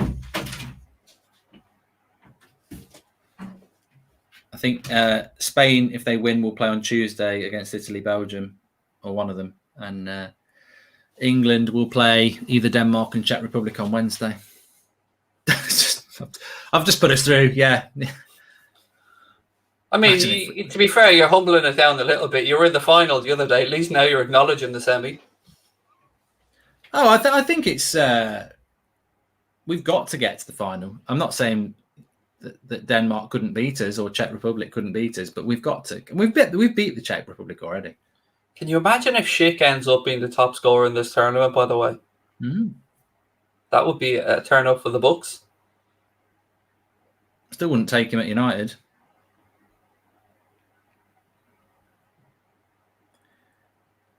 I seen you were live last night, by the way, just as the "Here we go" tweet went out, and you're very proud of that moment. It timed perfectly for you. I wonder why it was timed perfectly. I knew when Falk tweeted that it was done, that Romano would be tweeting in the next 15 minutes. So I sort of sent a couple of messages and said, I'm going live. Is that the right thing to do? And people said, yes, it is. It was tough being a Liverpool fan on Twitter last night. I won't lie to you. I mean, it's weird because, I know so many United fans that are so nice, and I always enjoy seeing people happy. But obviously, the Liverpool fan of me never wants to see a United fan happy. Thanks everyone for tuning in, by the way. Make sure you subscribe, bottom right-hand corner. We're on the road to 500,000 now. So subscribe and get involved. Everyone's welcome on That's Football. We will have the game coming out. The winner of Belgium-Italy will win the tournament, says Ben. Well, be interesting if it was England against Italy or Belgium or Spain in the final. Who would be the favourite? Because Italy and Spain have actually won things. Belgium and England haven't. I don't know how you can be favourites to win something when you've never won it. How can they be ranked number one in the world as well? That baffles me. Who? Belgium. Are they? Yeah, and they have been for a couple of years. All right. I really think Italy will beat them tonight. I'm really looking forward to that game. And by the way, I think the half mil could be on here. I really do. I remember when we started the tournament, I think early 400s. Am I right in saying that? With the sub count? I can't remember. I think, if I'm right, 417, somewhere around that mark. Oh, okay. So, yeah, well done. Congratulations to everybody involved. And thank you for tuning in and watching the streams. And hope you continue to enjoy them, because the tournament certainly hasn't let us down, Mark. Hey, Bunny in the Box, you've caught my attention. She says, or he says, going to be watching tomorrow night at Hennessy's in Digbeth. Well, I know Hennessy's very, very well. They moved location, Hennessy's. It used to be right next door to the police station in Digbeth, which is where I used to work. We used to go in there. I think Gary was the landlord then. I don't know whether he's still about. And we used to go in there after the shift and have a few drinks. And then they moved it up the road to a brand new spanking thing. So I know Hennessy's. It's on the corner, Digbeth. Digbeth's a nice part of Birmingham, actually. Historic. Very Peaky Blinders. That's where Peaky Blinders were, the real ones. So That's Football Ultras, says Even Scanup. Thank you. I love that name. We've got the TUS Army, United Stand, and we've got That's Football Ultras. Who'd win in a fight? Well, obviously my crowd would be involved in the That's Football side, so clearly that's football. Do you think there'd be a lot of people slapping themselves as well with both hands, wouldn't they? One hand in each camp. Yeah, they would actually. Do you think England could win the Euros with Enrique in charge? Also, what's your thoughts on Jordi Alba? Says Shrevanth. Jordi Alba's a very good player, isn't he? And Matthew McFadden says the United Stand Army would beat Anfield Agenda and That's Football, because they could, even if they joined up, because it's massive. It's not the size; it's what you do with it. I've been trying that line for years. Have you not seen that film 300? 300 Spartans against an army of, I don't know what they were. Don't underestimate the fighting Irish, mate. We pretty much invented guerrilla warfare as well, so we can hide. That's all I'm saying. Rorke's Drift, Zulu. That's another one where they were outnumbered. Cracking film, that is. And apparently it happened in real life. I prefer the film. I haven't seen any of those films. Zulu's brilliant film. Quite old. Michael Caine's in it. I have been to Smethwick. Yeah, I know most areas of Birmingham. Smethwick, Bearwood. Used to want to live there. Oh, what's going on here? Michael Oliver. Spain's doing a little bit of attacking at the moment. The usual referee of, I'm going to do something if you don't do it, and then all that ever happens is it's either a free out or nothing happens.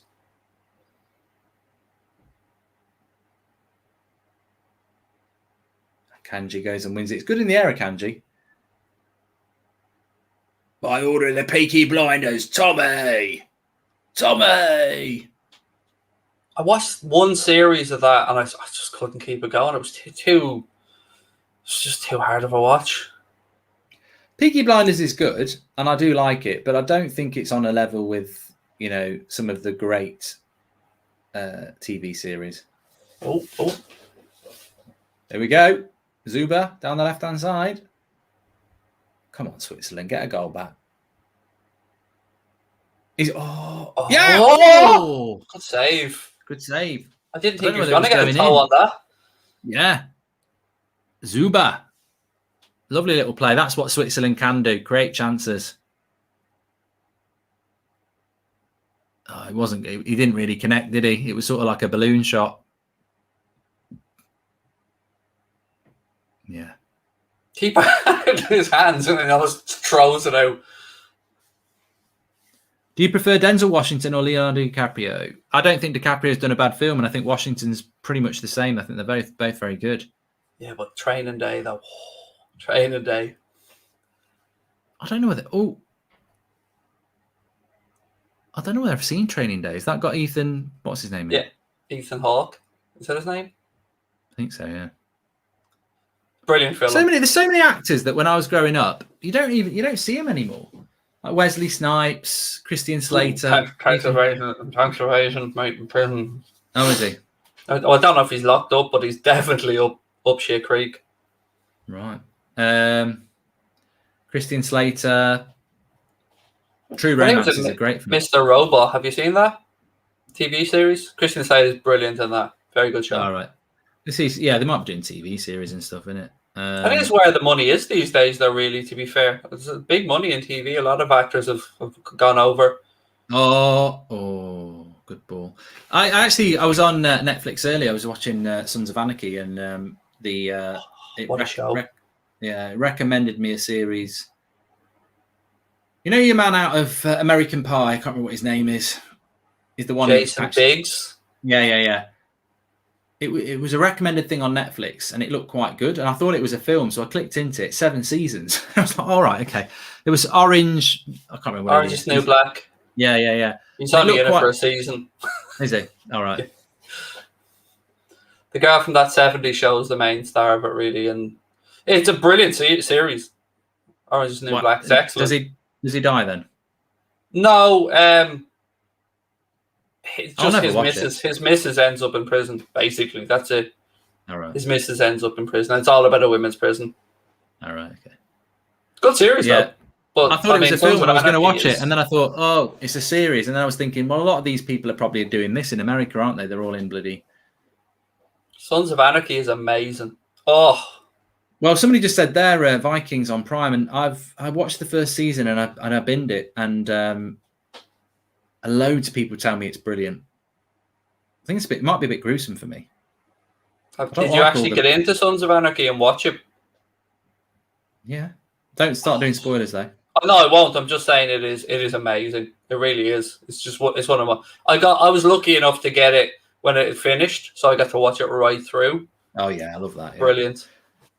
Last Kingdom's good as well. 25 minutes to go. Spain are actually looking like they might get a goal here. But I suppose that's because the game's going to open up, but Switzerland have got to go for it.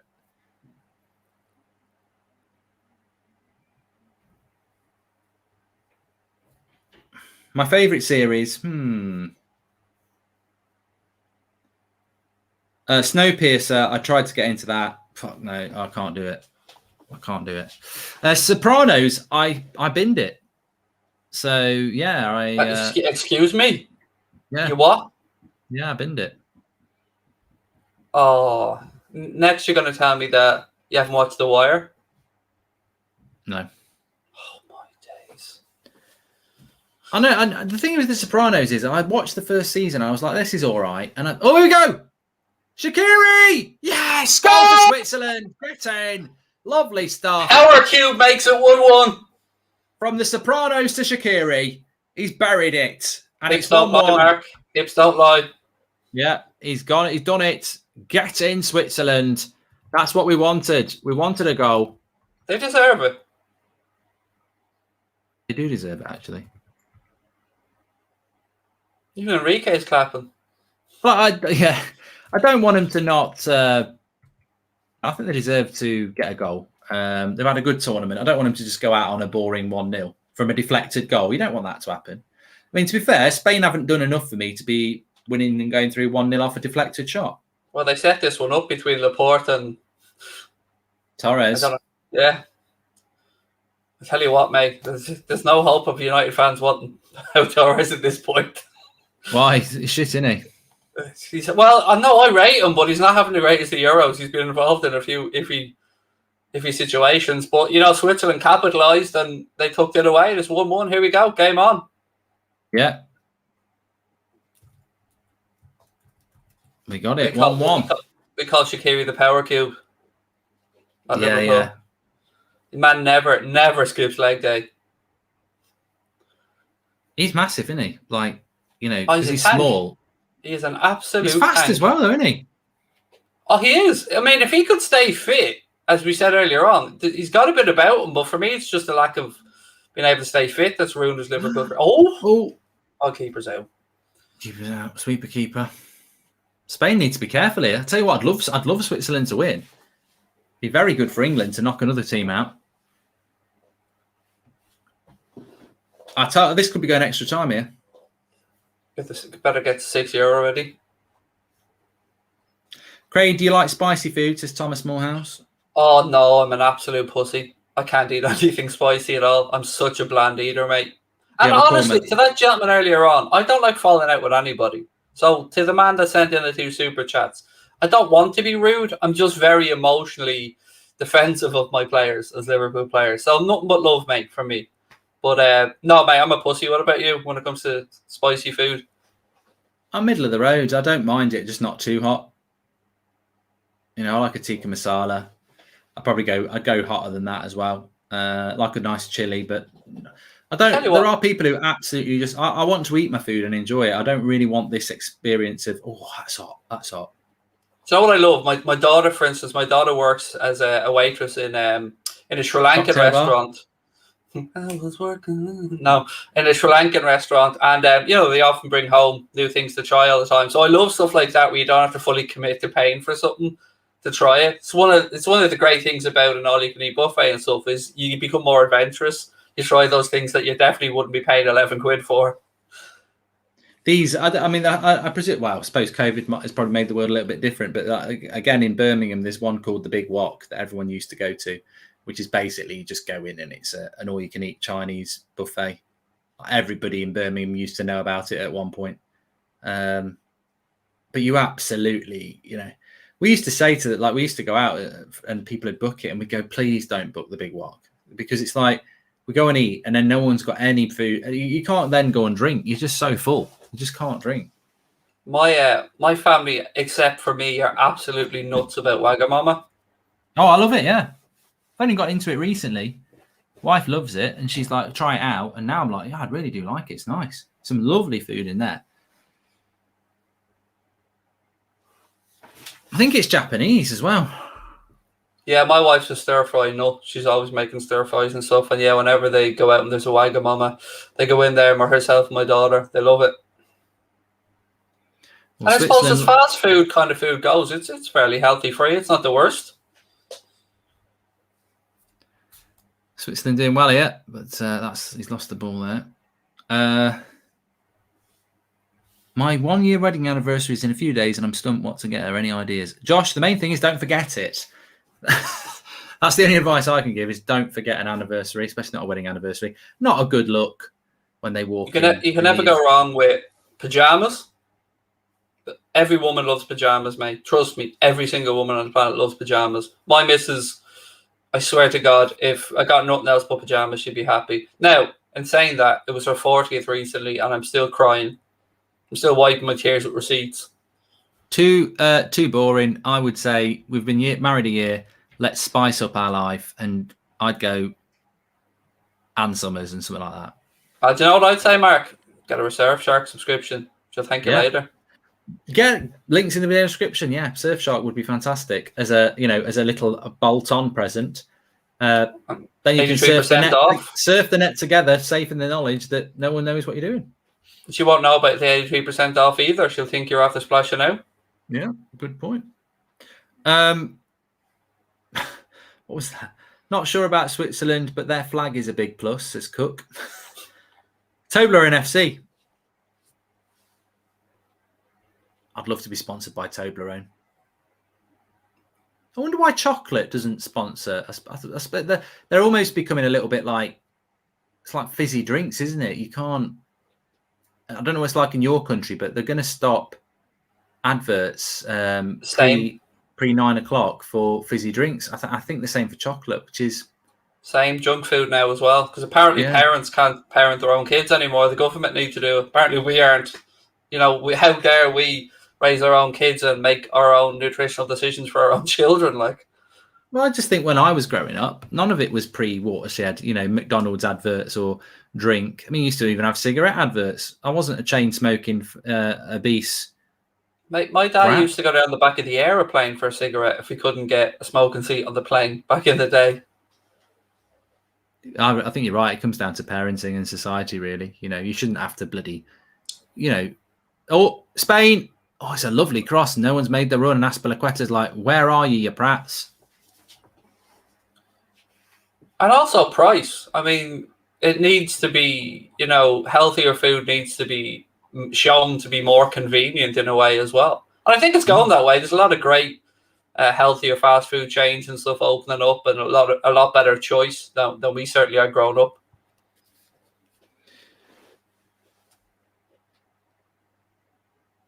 Swiss chocolate's very nice. I think Lindt is Swiss chocolate as well. Well, extra time again by the looks of it. 15 minutes to go. I'm not a massive fan of Lindt, if I'm being honest. They're one of them things where I get a tub of them and I'm like, ooh, and then I have one or two. And no! Oh, good tackle. I tell you what chocolate I cannot stand. It's got like I don't know what sort of taste it is. My daughter says it's like nappies. I don't know when she's been eating nappies, but it's American. Hershey. Is it Rennie's? Hershey's, that's it. Rennie's is something else. Hershey's chocolate, just nah. From Pennsylvania. Hershey, Pennsylvania. But I think it's about the taste, isn't it? Because Cadbury's and Galaxy chocolate is just very sweet and nice. They call Galaxy Dove in America. It's called Dove, the chocolate. But it's not the same. You're right. Give me Galaxy. It's more bitter. Hershey's is quite bitter, I find. Yeah, I mean, you can. I'm getting to a level, mate, where I'm getting a bit posh. I do like to go into some independent chocolate stores and stuff, and get the good stuff. I like the chocolate with like little bits in it. Oh no, Summer's got it. Like the salted caramel chocolates or stuff like that. Lovely. I tell you what, there's a new M&M's now. They're bars, and there's a crispy caramel one that's delicious. Oh, some of the M&Ms you can get in America are brilliant. Like over here, he's going to red him. He's going to red him. He's giving a red. Red card, ladies and gents. Switzerland, Michael Oliver. It will be VAR, of course. Freuler with the red. Let's have a look. No, never. Never. He doesn't even he catches him with the follow-through leg that hadn't got studs raised. No, never. That is a shocking decision.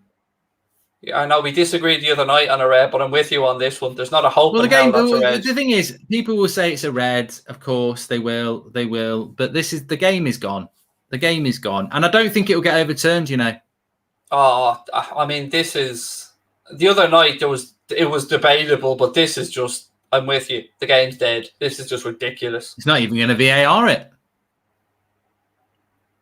Not even going to VAR it. Disgraceful. Michael Oliver, you were saying he's one of the best referees. I think he's useless, mate. I've always thought he was useless. Ever since the day. Is here, though, that's what VAR should be here for. He can make a mistake, but surely the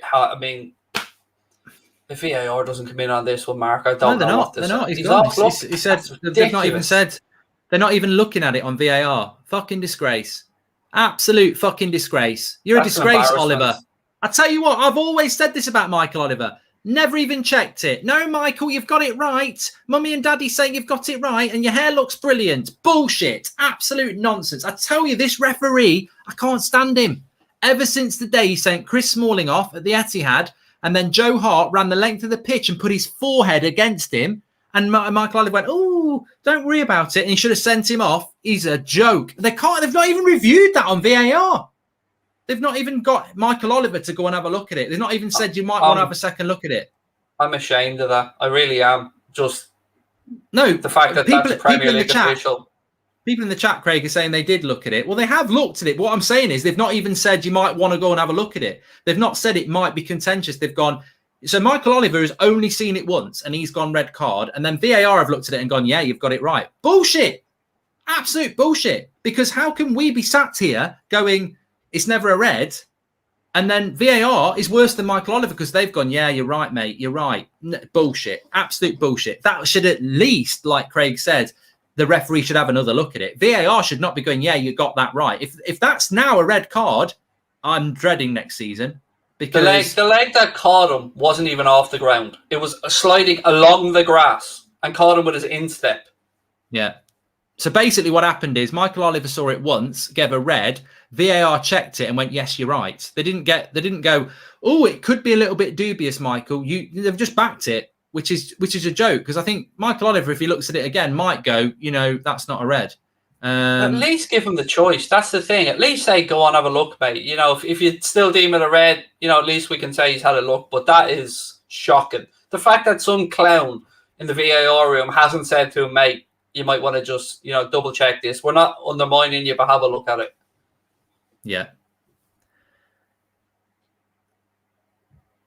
No, Switzerland don't deserve that. You do. On a serious note, though, it doesn't matter to me whether Spain win or Switzerland win. But on a serious note, you do wonder where the game is going for football fans. They are diluting the game of football because I will watch a tackle like that every time and go, that's fine. But now it's not fine. They're moving the rules. Then they're changing the game. That was never a red card 2 years ago. But now we've not been told there's a change in the game. They've just changed the game. They've decided that these sorts of tackles are now red cards. And look, Immortal Gaming says it is a red. Well done. You've done it in capital letters. Doesn't make it a red, mate. I can write in capital letters, that is not a red. Again, it's subjective. You think it is, I think it isn't. But I tell you what, the loser is the people who think it is a red, because next season, coming to a club near you, one of your players is going to go for a 50-50 and slide honestly, get the ball and catch a player and get a red. And you'll be moaning out your arse then. Pro anywhere that would agree that was a red. There won't be a single professional footballer anywhere. Out of the game. It's taking tackling out of the game. It's basically taking 50-50 tackles out of the game. Or a sliding tackle. Yeah. Which I think is a brilliant part of football. I love a crunching tackle. I love it. And what's going to happen now is the more that refs give these stupid reds, the more rolling around nonsense we'll see when these type of challenges are made. They try and sell it to the refs for reds. Yeah.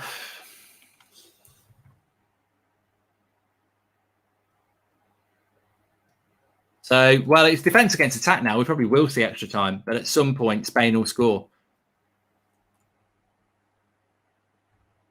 I'm like you, though. I'm genuinely astonished that nobody thought that might be worth him having a little look in the monitor. No.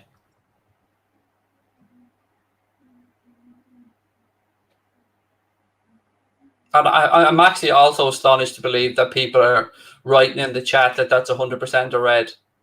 I mean, I know we differed the other night on something, but I think that was far more contentious than what we've just seen. Well, look, I follow some good people on Twitter, so let me just go through what's on my timeline at the moment. Harry Samo, who is does like 90 minutes and stuff, he says Michael Oliver couldn't wait to show the red there. Poor refereeing, showing the standard of English refereeing. CFC Mod, English referees are embarrassing. Jack Mate says never a red. Pieface says game's gone, never a red. Max Rushton of Talk Sports, harsh red. Yeah, just no way that's a red. How is that a red? It's not a red somehow. It's not checked. You know, absolute social media is full of it's not a red card. So, you know, at least there is a debate, and there's a very, very big debate that it's not a red card. Shocking, really. Absolutely shocking.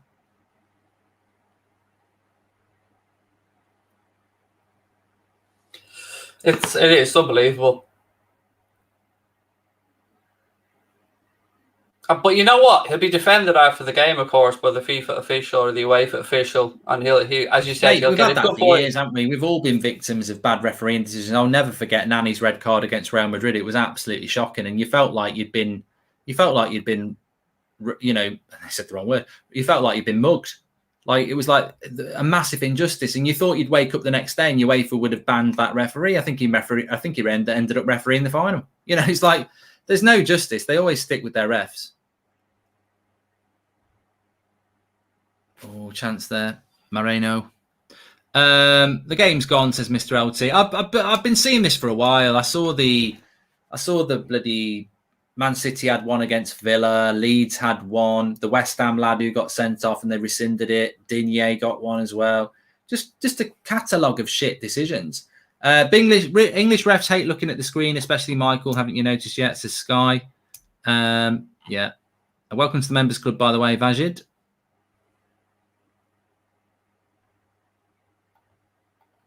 Well, the interesting thing about it is that we didn't really get to see it many times either. But on no occasion did I think it was a red. Oh, you know what I thought? I thought when I first saw it, the way the Spanish player went down, it was like, oh, he's going to give a red, because the Spanish player probably screamed the house down. But actually, when you look at it, no. It's one of those that if he had just given a free kick and got on with the game, I don't think any of us would have been like, oh, that should have been a yellow, or that should have. It was just, yeah, it's sad. A little bit of us all dies inside when we see stuff like this, because of course we want players protected. Of course we understand that. I mean, nobody wants to see what happened to some of the greats over the years and kick from pillar to post, but there has to be contact. There has to be. A minute.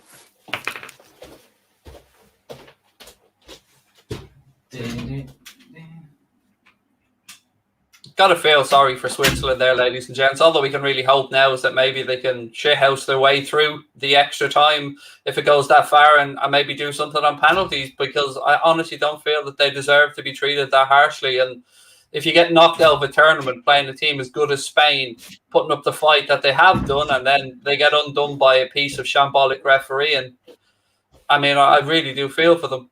I really, really do feel for them. They've also had to take Shaqiri and Seferovic off as well there to try and shore up their midfield now. So, well, I can predict what's going to happen here. It's going to go into extra time, and at some point, Spain will get the big chance to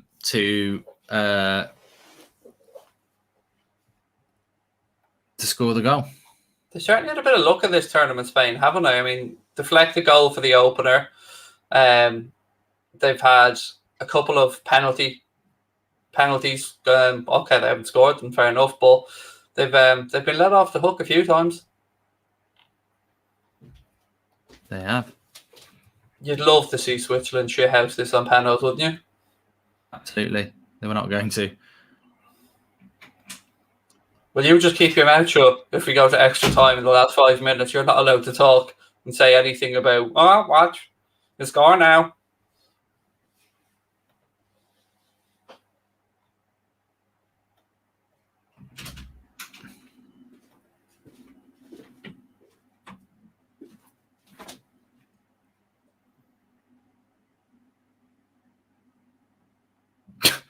Oh my God, I nearly just choked on my spit there. David De Gea is determined to stay at Manchester United despite more competition for his place following the signing of Tom Heaton. Tom Heaton, 35, signed a 2-year contract and immediately set his sight on becoming United's number one. He wasn't even number one at the bloody shit club that he was just at. Oh, yes, Tom, we bought you to be number one. We're going to bench 350k goalkeeper David De Gea, 150 grand a week Dean Henderson to give you a chance in goal when you weren't even number one at the club you were at. What a load of shite. Switz worked so hard against France. VAR is bullshit, says Nathan Allen. Yeah. He matched the card to the jersey like a 2-year-old, says Abe. Fair play. I like that one.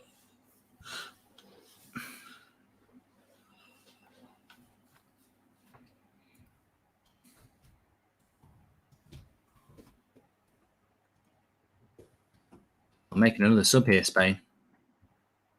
Yeah, Llorente coming on.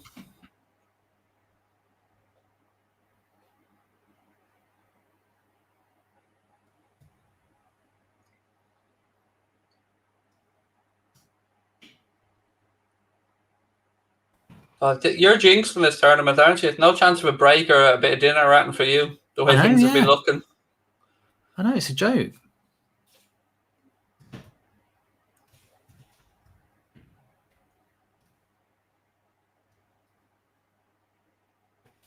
Well, I've just put a tweet out there that isn't abusive, but it's just exactly what I think about Michael Oliver. And basically you're verified now, so it's basically a fact. He said he's a CUNT. No, I didn't really. I said watching that red card back and Oliver couldn't get it out quick enough. Time and time again, he's ruled by emotion and reacts to the thing that will get him in the limelight, which I've always said this about Michael Oliver. Anybody who follows the United Stand or the watch-alongs I do, I'm not a fan of Michael Oliver. I never have been. Never have been. He's like a Poundland Clattenburg. Remember Clattenburg? It was always about him. It's almost like he wanted to be a footballer but wasn't good enough. So he's going to be a referee, but he's got to be like Messi. He's got to be on the headlines. Wasn't there a story about Clattenburg that he got in trouble because he went to an Ed Sheeran gig?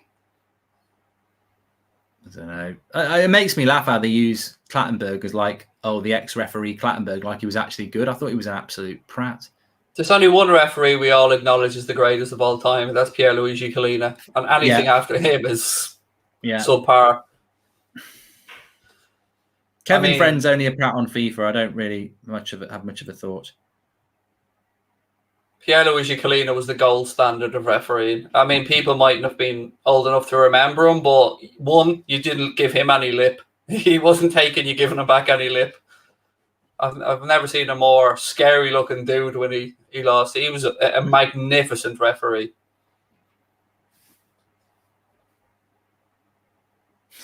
It is funny tweeting with a blue tick now because I do feel I have to be a little bit careful. I can't just go, Michael Oliver's a... If anything, you probably can now, though, mate. That's the thing.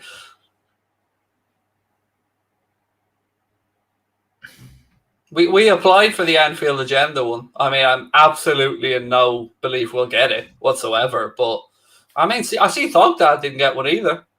No, yeah. I didn't apply for one. I hope, I actually do. I hope this just goes to penalties. I haven't written 3 articles about myself yet, so I didn't bother applying for one yet. Well, you've got a website, don't you? Stick a few articles up on there, mate, will you? So I can link them in and get YouTube to verify me. Shut that cat up, please. We got verified on YouTube, and it was honestly one of the happiest days of my life. Only thing we've been verified on ever, and they'll verify anyone on YouTube. It's like confetti. I don't know whether that's football's verified actually. I don't know. Do you have a silver plaque for that football match? Yeah? Do you have a silver plaque? 100k plaque? No? For that football? No. Apparently they don't send them out unless you ask for them now. Oh, trust me, we hit 100,001 and I was kicking doors down, spamming emails. Where's my plaque?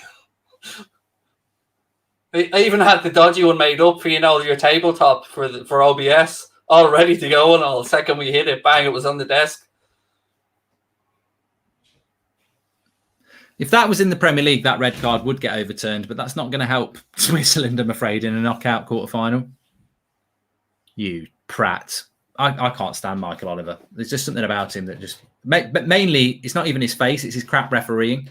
Wait, Mark, you very far on Twitter. You didn't mention it's Patrick Murphy. Yeah, I am. I don't like to mention it, but yeah.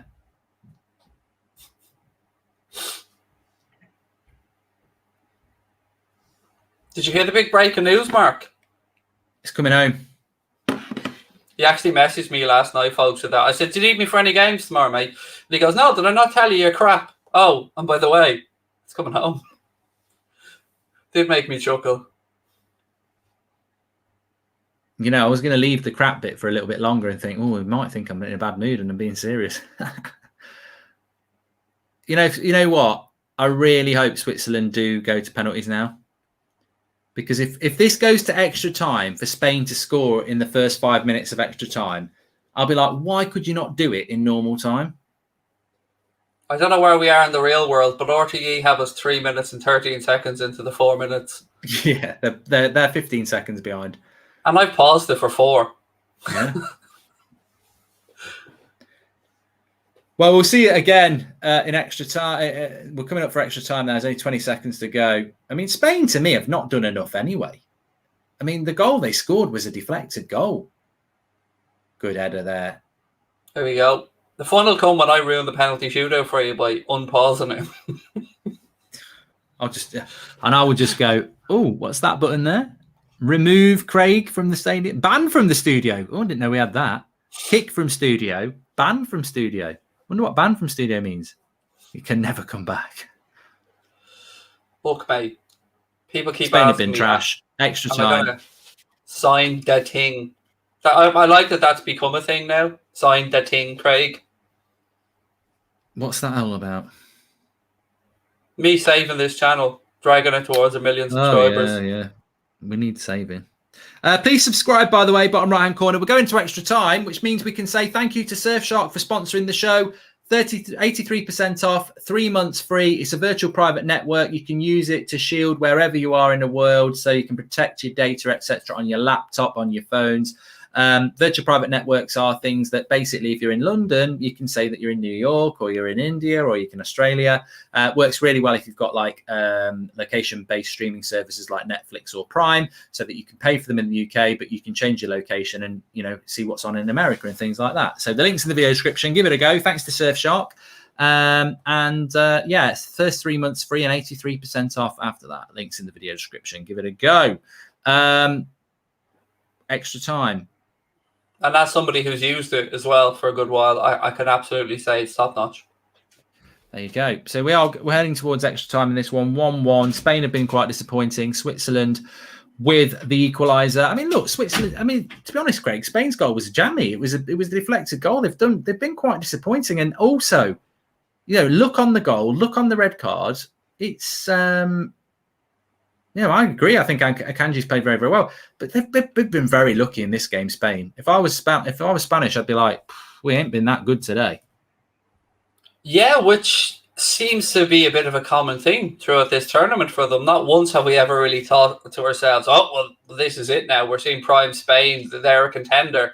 They've just kind of muddled their way through. And, Croatia was weren't 11 that good. against... If this was 11 against 11, I'd probably be thinking to myself, now Switzerland will do this. Yeah, I agree. I think that I thought the interesting thing about Spain is that they've created a lot of chances, but today, no, that's not been the case. They've not created a lot of chances at all. And I do wonder about Spain and the group that they were in, because Sweden got knocked out by Ukraine, and Croatia they knocked out after extra time, but Croatia were quite poor in England's group. So I just wonder, actually, are Spain actually that good? The answer. It's going to be an interesting 30 minutes. This, as you said, and rightfully so, it's going to be defense against attack, isn't it? It's just a matter of, can they hold out? And I hope that they can. I really hope that they can. I'd like to see them at least get a shot at the penalty shootout, because they've been absolutely screwed over by Michael Oliver. Yeah, I agree. This, normally for me, I'm not really bothered if it goes to penalties. In fact, I always hope that it doesn't if it's England. But in this case, I agree with you. I think that Spain have been a bit lucky in this tie, especially around the red card. And I really hope Switzerland can get to penalties. I mean, there's no guarantee they'll win penalties, but at least it gives them a fair shot at trying to win the game. Because I think that ultimately, if they lose this game now, they're losing it because of the Prats. If this goes to penalties, I'm 100% thinking Switzerland are winning, by the way, after the state of what we've seen from Spain with penalties. Well, yeah, you might be on something there, definitely. What's your thoughts in the chat, everybody? Where do you think this is going to go? Ball coming on now to replace Ferran Torres. Yeah, they're going to go for it, aren't they? They've got to. They've got to go for it. They've got to go for it. I think what will happen in reality is that they will come out. We've not seen the replay of the red card yet. They need to move on. Yeah, they'll come out second half. They'll come out in this extra time and they'll score in the first 5 minutes, and that's it. Then we'll have to sit there for half an hour watching a boring game. So hopefully they can hold out and make it to penalties, because I think you'd love to see Switzerland get a free kick or a dodgy penalty or something, wouldn't you? At 27 minutes into the extra time. I think 11 against 11, they might have bloody won this game. Their goal was good. They've played some good football, but they've just been done over. They don't want to show the replay of the red card, do they? They're just showing the bloody players having a chat. I tell you what, there, I've seen Sommer go up for the coin toss. Michael Oliver went to fist bump him. Not a chance. I'd be fist bumping him after what he did. Not a hope. No. Absolute dick. I can't stand it. I've never liked him as a referee, so I feel justified, really, because I've always thought he was a prat. Always thought it. So we've kicked off for the second half. Crashing through the stars. We get an extra sub now as well, don't we, for each manager? Please, penalties. I feel like we haven't had enough penalty shootouts in this competition so far. We've only had one, haven't we? We'll definitely have more. I'd say we'll have at least two more. Semi-final. I mean, the final could go to penalties, couldn't it?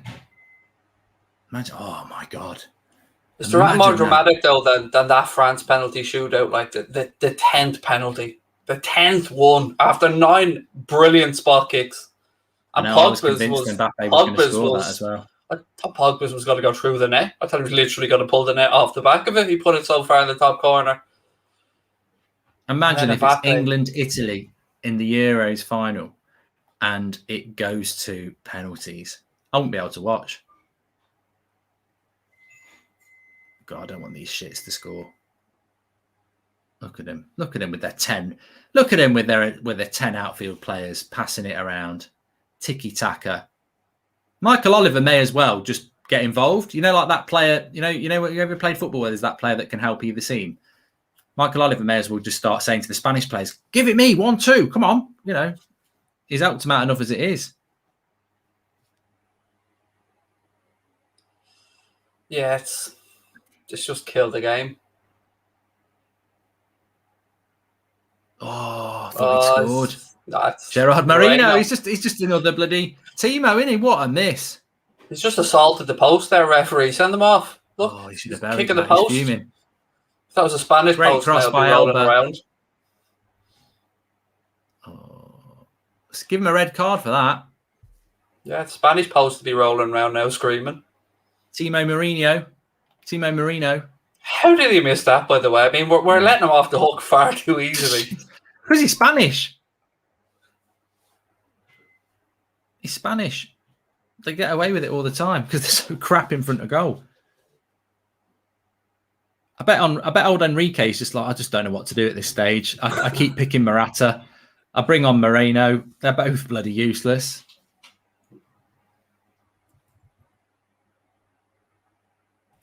It is crazy though, isn't it, that a country as technically proficient at football as Spain are, at this moment in time, just really have not got that proper number 9. Well, knowing how good their coaching is, they really should be Oh. God, Switzerland's looking really tired here.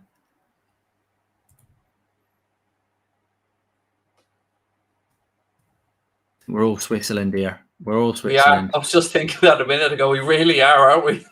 Well, it's the injustice of football. You can be quite impartial, but as soon as you see somebody who's been treated badly, you will go for the underdog, won't you? If the final is England versus Italy, I'll lose my mind, and I'm from neither country. Cheers to my British cousins from USA. This is AJ Ocean. Bye US TV. I sent a super chat a minute ago. Please read them, says Bob. All right, Bob, chill out, mate.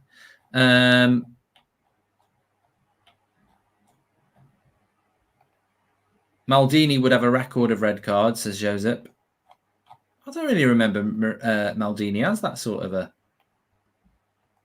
dirty player. I tell you what, though, if red cards were, or if VAR was around when Martin Skrtel was playing, there'd be penalties every 5 minutes. Jake Sullivan says, Mark, you need to revisit The Sopranos. I will revisit The Sopranos, but my problem is I go from one series to another. It's about fitting them in.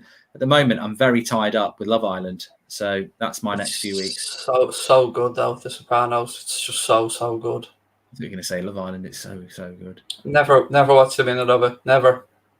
And I love some reality shows. Do you know, I'm actually watching Below Deck at the minute, which What's is that all about? It's about yachting. Basically, it's about the crew on yachts, like really expensive yachts. That have, I've seen that. Is it repeat? It's really good. Yeah, it's really good. Good block. Come on, Switzerland. Good save. Oh, good save, Sommer. Well in, lad. Defend for your lives now. Defend for your lives, boys. Come on. Defend for your lives. I can't on you. Come on. We'll be seeing a lot of these, Sommer, catching balls falling to the ground. The new goalkeeping trend. I'll be all for it now. Usually I'm screaming against it. Let's be having you, Switzerland. Come on then. Let's be having you. Defend for your lives. Come on. You know you want to. Come on, lads. Head away. Oh, yes, Sommer. Just relax, Sommer mate. is a good goalkeeper. Take your time. I'll tell you what, David De Gea is probably quite happy he's not the goalkeeper for Spain. He's probably thinking, not another penalty shootout. God, no. Did you watch Murder in West Cork? There's 2 series about that now. There's one on Netflix and there's one on Sky. I think they've done 2 documentaries about that. Jim Sheridan made the one with Sky, and then there's one on Netflix, which is more based around, they've more access to the family. Yeah. I'll tell you what, though, the Netflix ones are quite good. I loved the one about Madeleine McCann that they did a couple of years ago. It's very good. Oh no! Oh, yes. I went wide. Go on. They nearly scored another one there. That would have been bloody typical. Danny Olmo, edge of the box, gets his shot off, and it deflects off Akanji's arse, I think.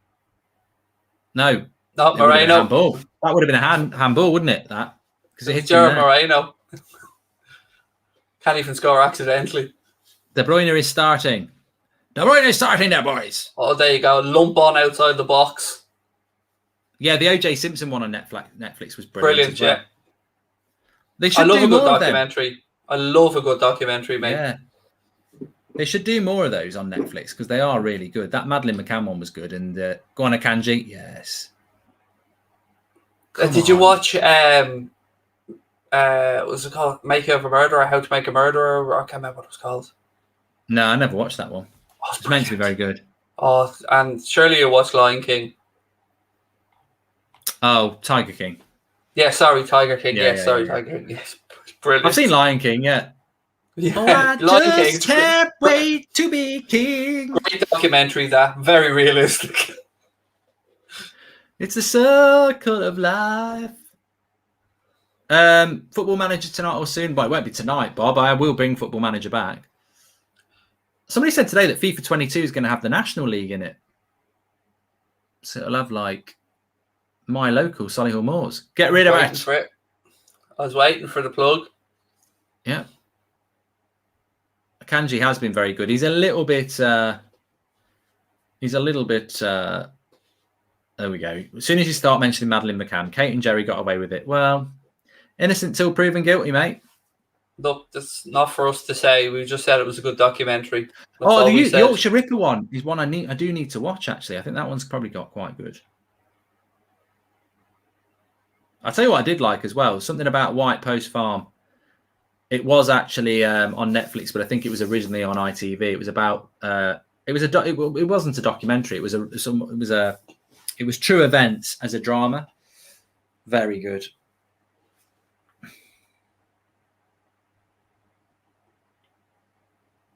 Yeah, my wife loves all the true crime stuff and things like that. There's Spain on the attack, as per usual. Oh no, this is it. Oh, good block of Kanji. It's amazing, isn't it? Spain were not attacking like this in the last 15 minutes of normal time, but as soon as you go to extra time and penalties, they're like, shit, we've got to... But to be fair, they've got to, haven't they? Because penalties for them is a failure. They're against 10 men. They should be trying to win this in normal time. It's different for Switzerland. Ooh, another header. It's mad how the psychology works, though, because think about it, like, okay, they're one player down, which can leave spaces on one side of the pitch, but it is you just automatically drop back. It is odd. Gerard Moreno with the header there. Actually moves his head and it still hits his shoulder. If I'm Sommer now, I'm looking at this ball and rolling it to the referee and say, I think this is deflated, mate. Have a look at this for us, will you? It's not deflated. Are you sure? Look, have another look, Michael. I know you don't like looking at things twice, Michael, but here, just have a little look. Double substitution. And Babu and Shar coming on now.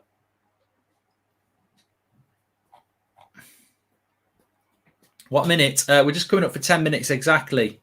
Now, 10 minutes exactly. Akanji's been very good, yeah. He has. It's been very, very good indeed.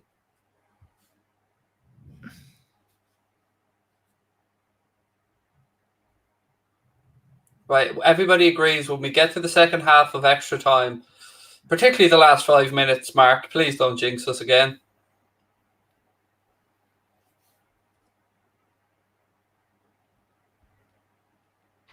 Oh! Yes, well saved. Go on, lad. This just shows us how shite Spain are, by the way, at finishing. Oh, what a save. Well done, lad.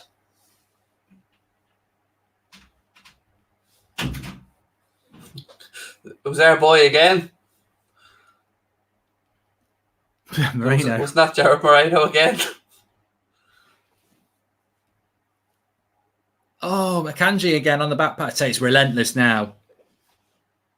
And Jay's getting very angry. If you know Jay from United Stand, he says, if Spain don't get a winner against 10 men, I'm going to be disgusted. Fuck penalties. He spent a lot of time in Spain. Another corner. Moreno and Morata. They're like Dumb and Dumber. See no evil, hear no evil. Remember that? Starsky and not much. Yeah. Sommer punches it away. Oh, free kick out. Take your time here, lads. Take your time. Roll down. Bit of cramp, you say? Bit of cramp.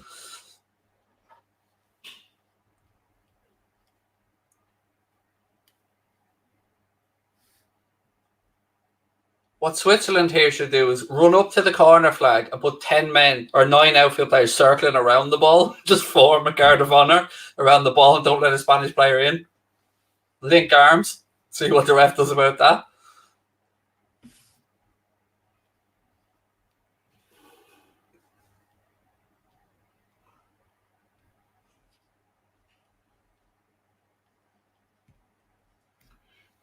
Oh, what's going on here? More injury time.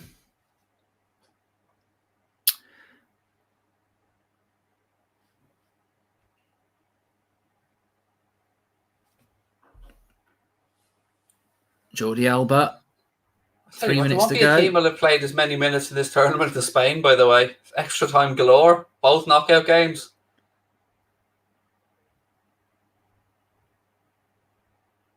Come on. They're winning a lot of... Oh, here we go. Oh. What a save by Sommer. Oh, what a man. He's ready for penalties. He's all ready for penalties. And he's saving 2 of them as well. He's pumped.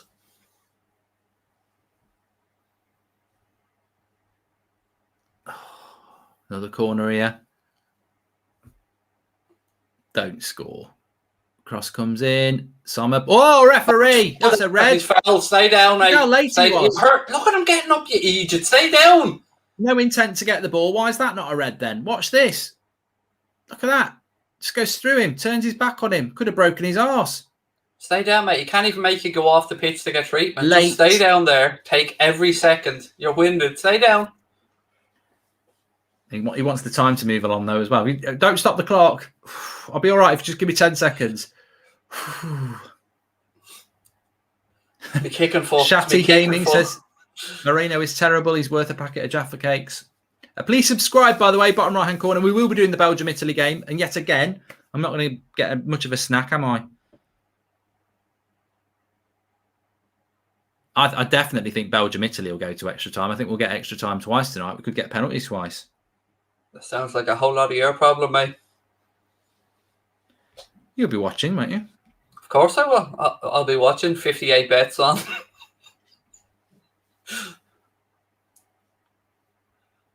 May even use Surfshark. Watch a little something on Netflix.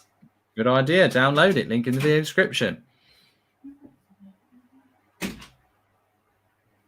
Bloody hell. Romano's going live again tonight. Fucking hell. Got to get that Twitch money in, hasn't he? Well, what more has he got to say?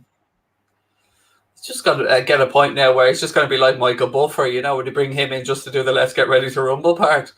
Yeah.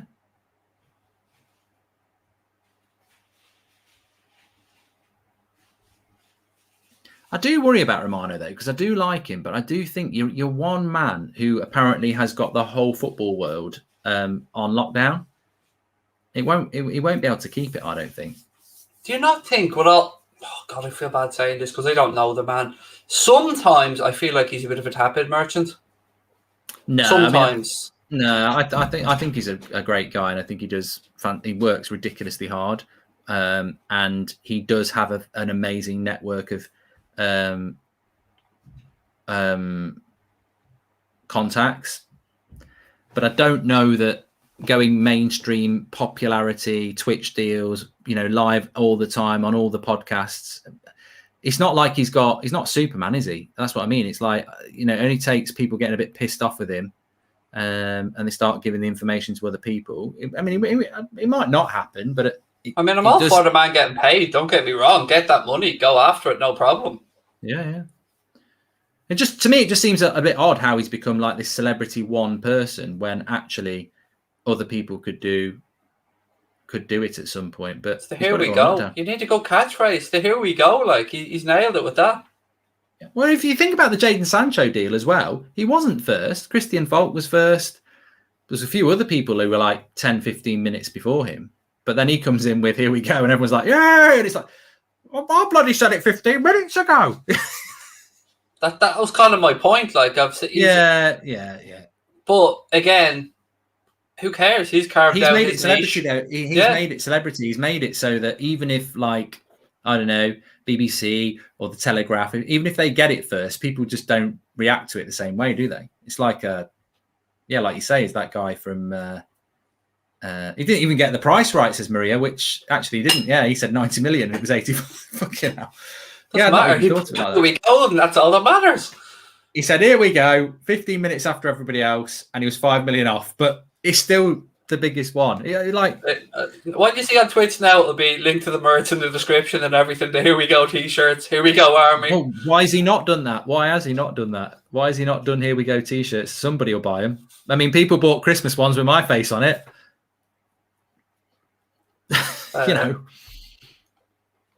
He's riding the wave. He's riding the wave there, and he's a nice guy.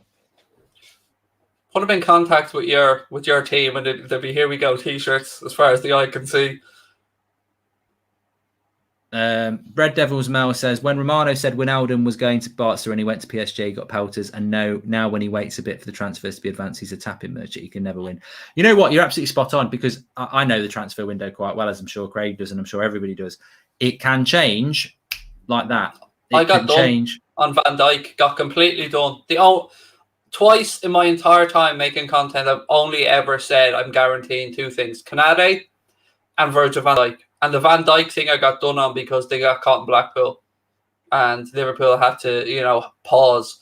And I got pelters for months over it. So to this day, I've always been a bit more cautious. But he's right. That gentleman that put in the comment is right. The days of, it's always first. First is everything now in this transfer world, which is why at times, you don't get to see the journalists that we've gotten to know over the years break the stories. But what I always give the credit to the local journalists on the beats is when the stories do come in, they give you the full detail when they get a chance to actually dig into the story, how it came about. But yeah, first is everything. And in a day of social media, the world of social media, getting it out there quickly, sometimes you can't quite perhaps do the research that you would want. Leicester's recruitment is so good, says Bob. Sheikh Fabrizio's VAR for me. Folk confirmed it, but I waited for Romano, and here we go. And then we tweeted, "Come on." I wanted to be sure, says Sheikh. Yeah, I mean, look, I said it about the Sancho deal. There was people guessing that it was a done deal 3, 4, 5 days before. You do get these bollocks accounts on Twitter, in the nose and all this. Like they don't even know how to wipe their arse, let alone how can they be saying that Sancho was done 5 days before it was done? It was done. It was done. 10-7 on Wednesday night. That's when it was done. And the thing about Romano is, I knew from last summer as well, and I know because I've spoken to him, of course. He's ridiculously close to the people involved in that deal, and he's got a network that is ridiculously close to a lot of people. What gets me is when people say, like, let's say you went on the United stand and say United are interested in X or Y and blah blah blah, and people go source. I don't think they understand how the whole source thing works. If you start telling people where you're getting everything from by source. Yeah, definitely.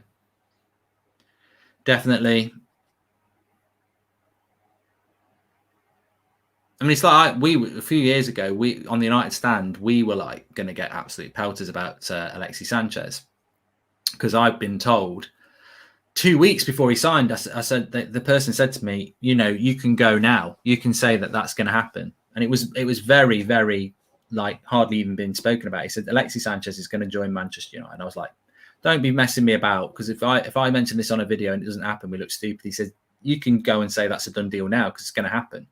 And we did for 2 weeks, and lots of people are, he's talking out your ass, and then it did happen. But that was from an Arsenal source. And then Harry Maguire, we were quite quick on that because I know somebody close to Leicester. So it's you're only as good as your source a lot of the time. Come on, Sommer, if they can do this, Sommer is man of the match. If they can win it on penalties. I mean, just be typical of Spain, wouldn't it? That how are they going to score a penalty with Mourinho and Morata? But they'll probably both score. Oh, lovely running by Mbappe. That was a foul, ref. No, tosser. Up yours. That's ridiculous. It was a clear foul. Clear foul. He's a joker.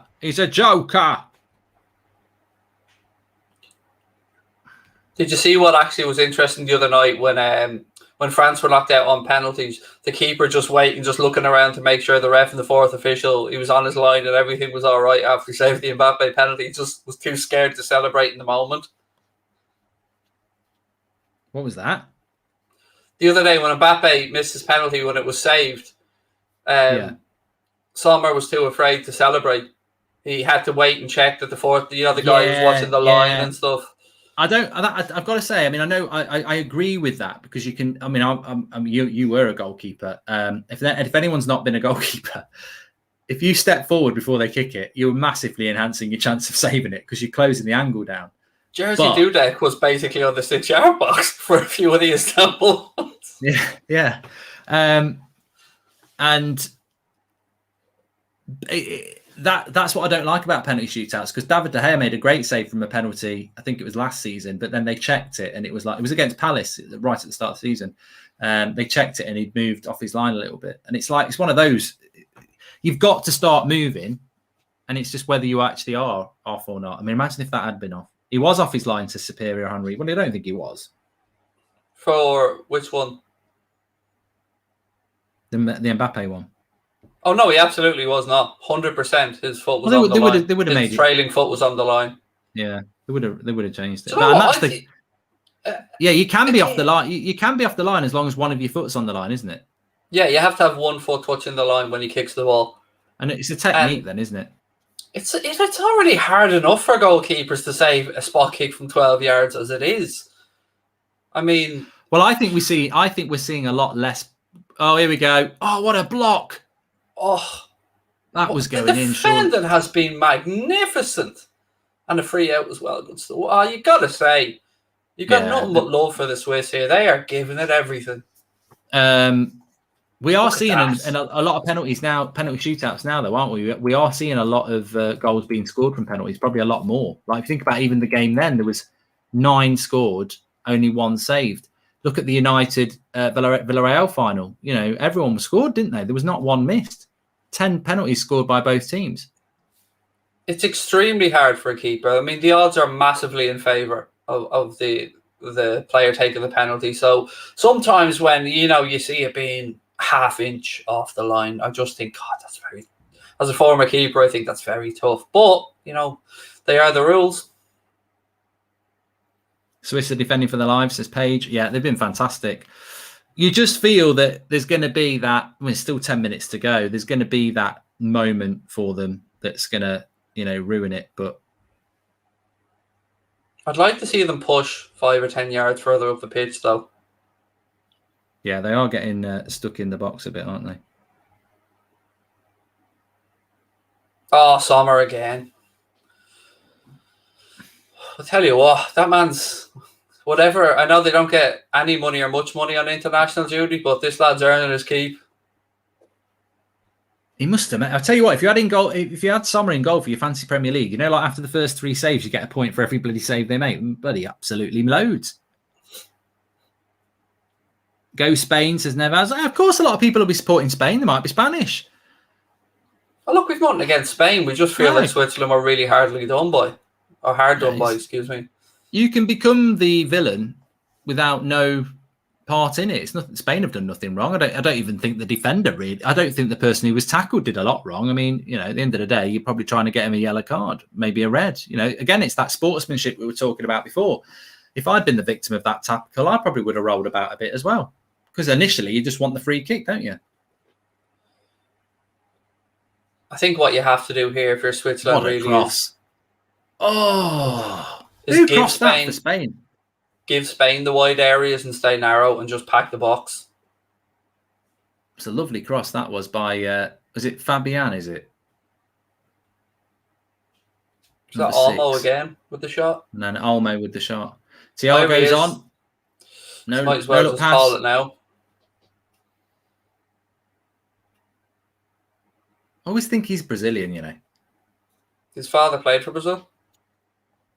And, they were himself and his brother could both play for Brazil.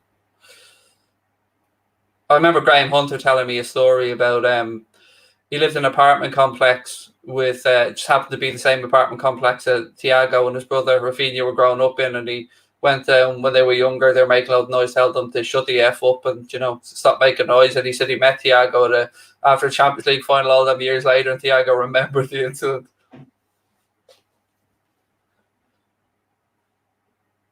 Does Rafinha play for Brazil then?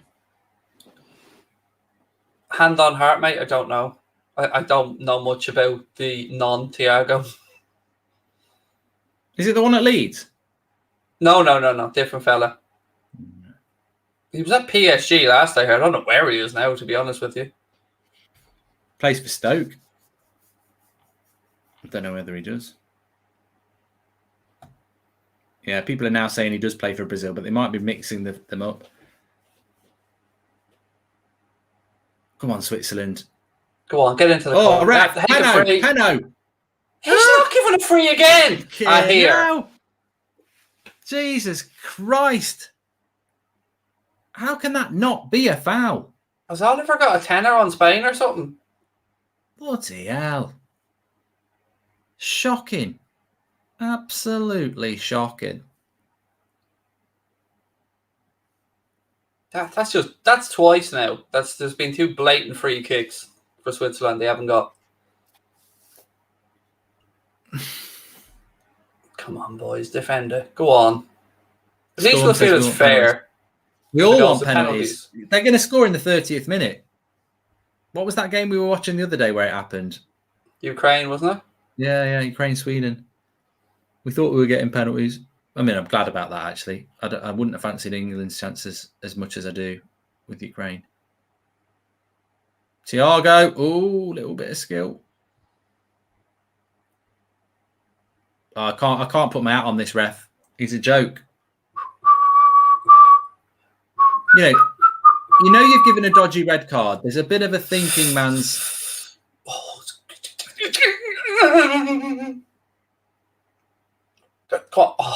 Yeah, you've given a dodgy red card to Switzerland. They've got 10 men. They're absolutely knackered.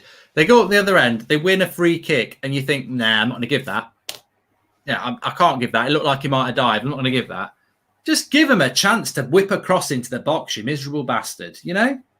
Come on, boys, defend this. Come on.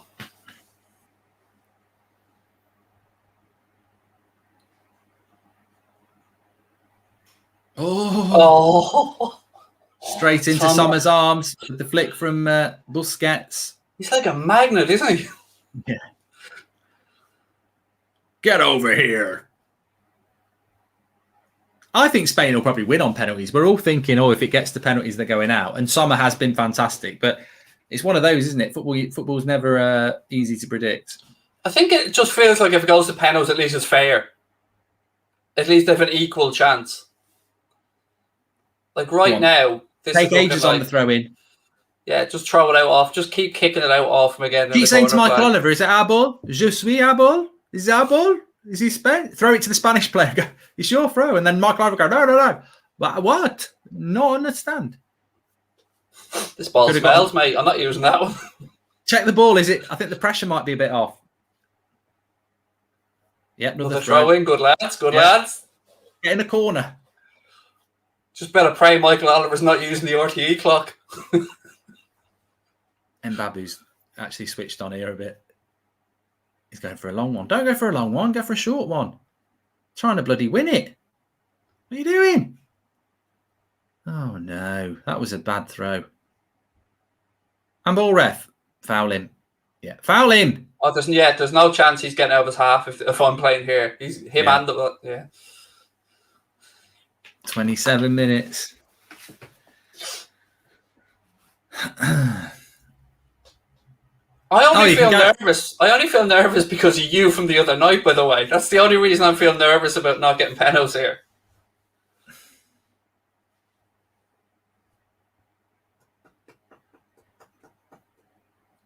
Take your time. Yeah, that's it. Get a run. What a shit pass was that? Oh! That number 4, if they go out, he saved it again. That number 4, it looks like he's run out of batteries. Just that into the corner. What was he trying to do? I don't even know what pass he was trying. There was about 4 other passes he could have played for. Look at him trying to get back as well. He's knackered, that number 4, to be fair. I think he's dead on his feet. He's like knackered. If I'm the Swiss manager now, any substitution I've got left, anything to kill this clock now. Come on. Make him go back to the keeper. Oh, you cheeky bastard.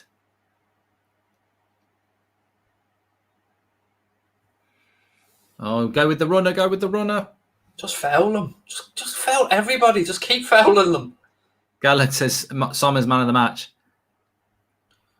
Thiago with the cross, well away. Player of the tournament at this point. Never mind man of the match. Yeah, he's been very good. Now blast that down the line. Draw foul. That's a throw into Switzerland. Yes. Whoever knows him, he's celebrating throw-in. Celebrating deflections. Switzerland player blasts it up, but it does catch a Spanish player on the way. Yes. It's like rugby. Toblerones everywhere. Toblerones for everybody. Here comes the substitution now from Spain just before the penalties. Pedri, you're off, son. I don't care if Spain win on penalties. I just think it's Switzerland deserve the chance to win it. They can't win this game with 10 men. Michael Oliver put on 8 minutes of extra time here. Watch. Yeah, he'd probably turn to. He'd probably go up to Enrique. Enrique, how long do you think you need? Oh, there's an overlap. Oh, He'd gone there. The throw-in wasn't from here. What are you trying to say, ref? Back to the keeper. Oh, look at that, ref. Oh, he's ref. Oh, yes. Go on, son. Yeah, Michael Oliver's going to run over in a minute. How long do you think you want, Enrique? How long? 4 minutes? I'd like 5. Ooh, you're pushing it a bit, but go on then. 29 and 30 seconds. Ooh, just boot keeper. Slow back pass. Slow back pass. Lovely. Now, Summer, just nice blast the shit out of this. There you go. Good lad. Oh, they're coming again. They're coming again. Ref, get that whistle in your gob. Watch the overlap. Go on, push him out. Push him out. Here we go. This is going to be it. The cross is coming in and they're going to do it. Don't do it again. Ref, 30 minutes. Just block all the channels. Block everywhere. That's it. Kick it. Just boot it. Come on, ref. Blow up all of your shit house. Yes. No, he's not done it. I thought he'd blown up. His body language looked like I thought he'd blown up as well. He's on in a minute on. Just boot it into the corner now. What are you got the runner for, you fucking idiot? Just boot it. I was given a free display. What did he do? Boot it. He's booked Severovic. He's booked Gavranovic as well for kicking the ball away. You bloody cretin. Why didn't he just boot that to the corner? Giving Spain a chance now to get a ball into the box. Oh! Over the bar. Yeah. That's celebrating penalties. Penalties, here we go. Celebrating mediocrity. Yeah. Celebrating a shit 1-1 draw. It's been boring. I think we're just, as you said a minute ago, we just want Switzerland to get a fair shout with this. Go on, Sommer. This is yours, lad. Go on. Time for a little bit of Ambisol just to help the gum.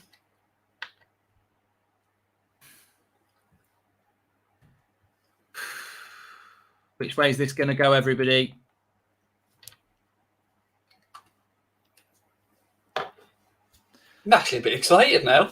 No, you can't beat a bit of penalties. You can't beat a bit of penalties. It's what it's all about. It's what it's all about. And also, I think at the end of the day, you can't moan now that the Michael Oliver thing has sort of been buried, hasn't it? I mean, although Switzerland would probably say we should have won it in normal time, we could have won it in normal time with 11 players. At least they've got that opportunity to get to extra time now. Do you know one of my favourite things that I use Surfshark for, Mark? One of my favourite things that I use Surfshark for is the iPlayer, BBC iPlayer. Because over here in Ireland, we can't use it. All right, has it got a protection on it? Yeah, it's region locked, so I often like the old... Because BBC 3 have some great shows I like to catch up on, so I use Surfshark for that, as well as the Netflix stuff.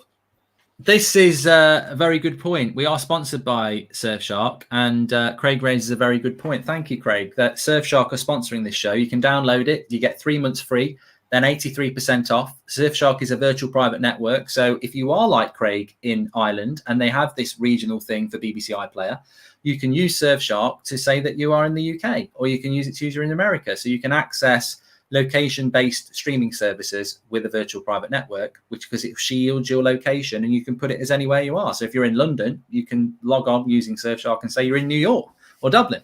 Links in the video description. Give it a try. Surfshark, first 3 months free, 83% off. Yeah, thank you very much for them sponsoring the show today. We are doing the Italy game, but obviously it's going to be a quick. I'm going to definitely need a toilet break and a bit of a snack, so we'll be going straight into that one. The link, it's set up on the homepage, so we'll probably be going live just a few minutes before. Me and Craig are back together for the Czech Republic Denmark game tomorrow. Should be a belter of a game, that. Yeah, like you can't call that one.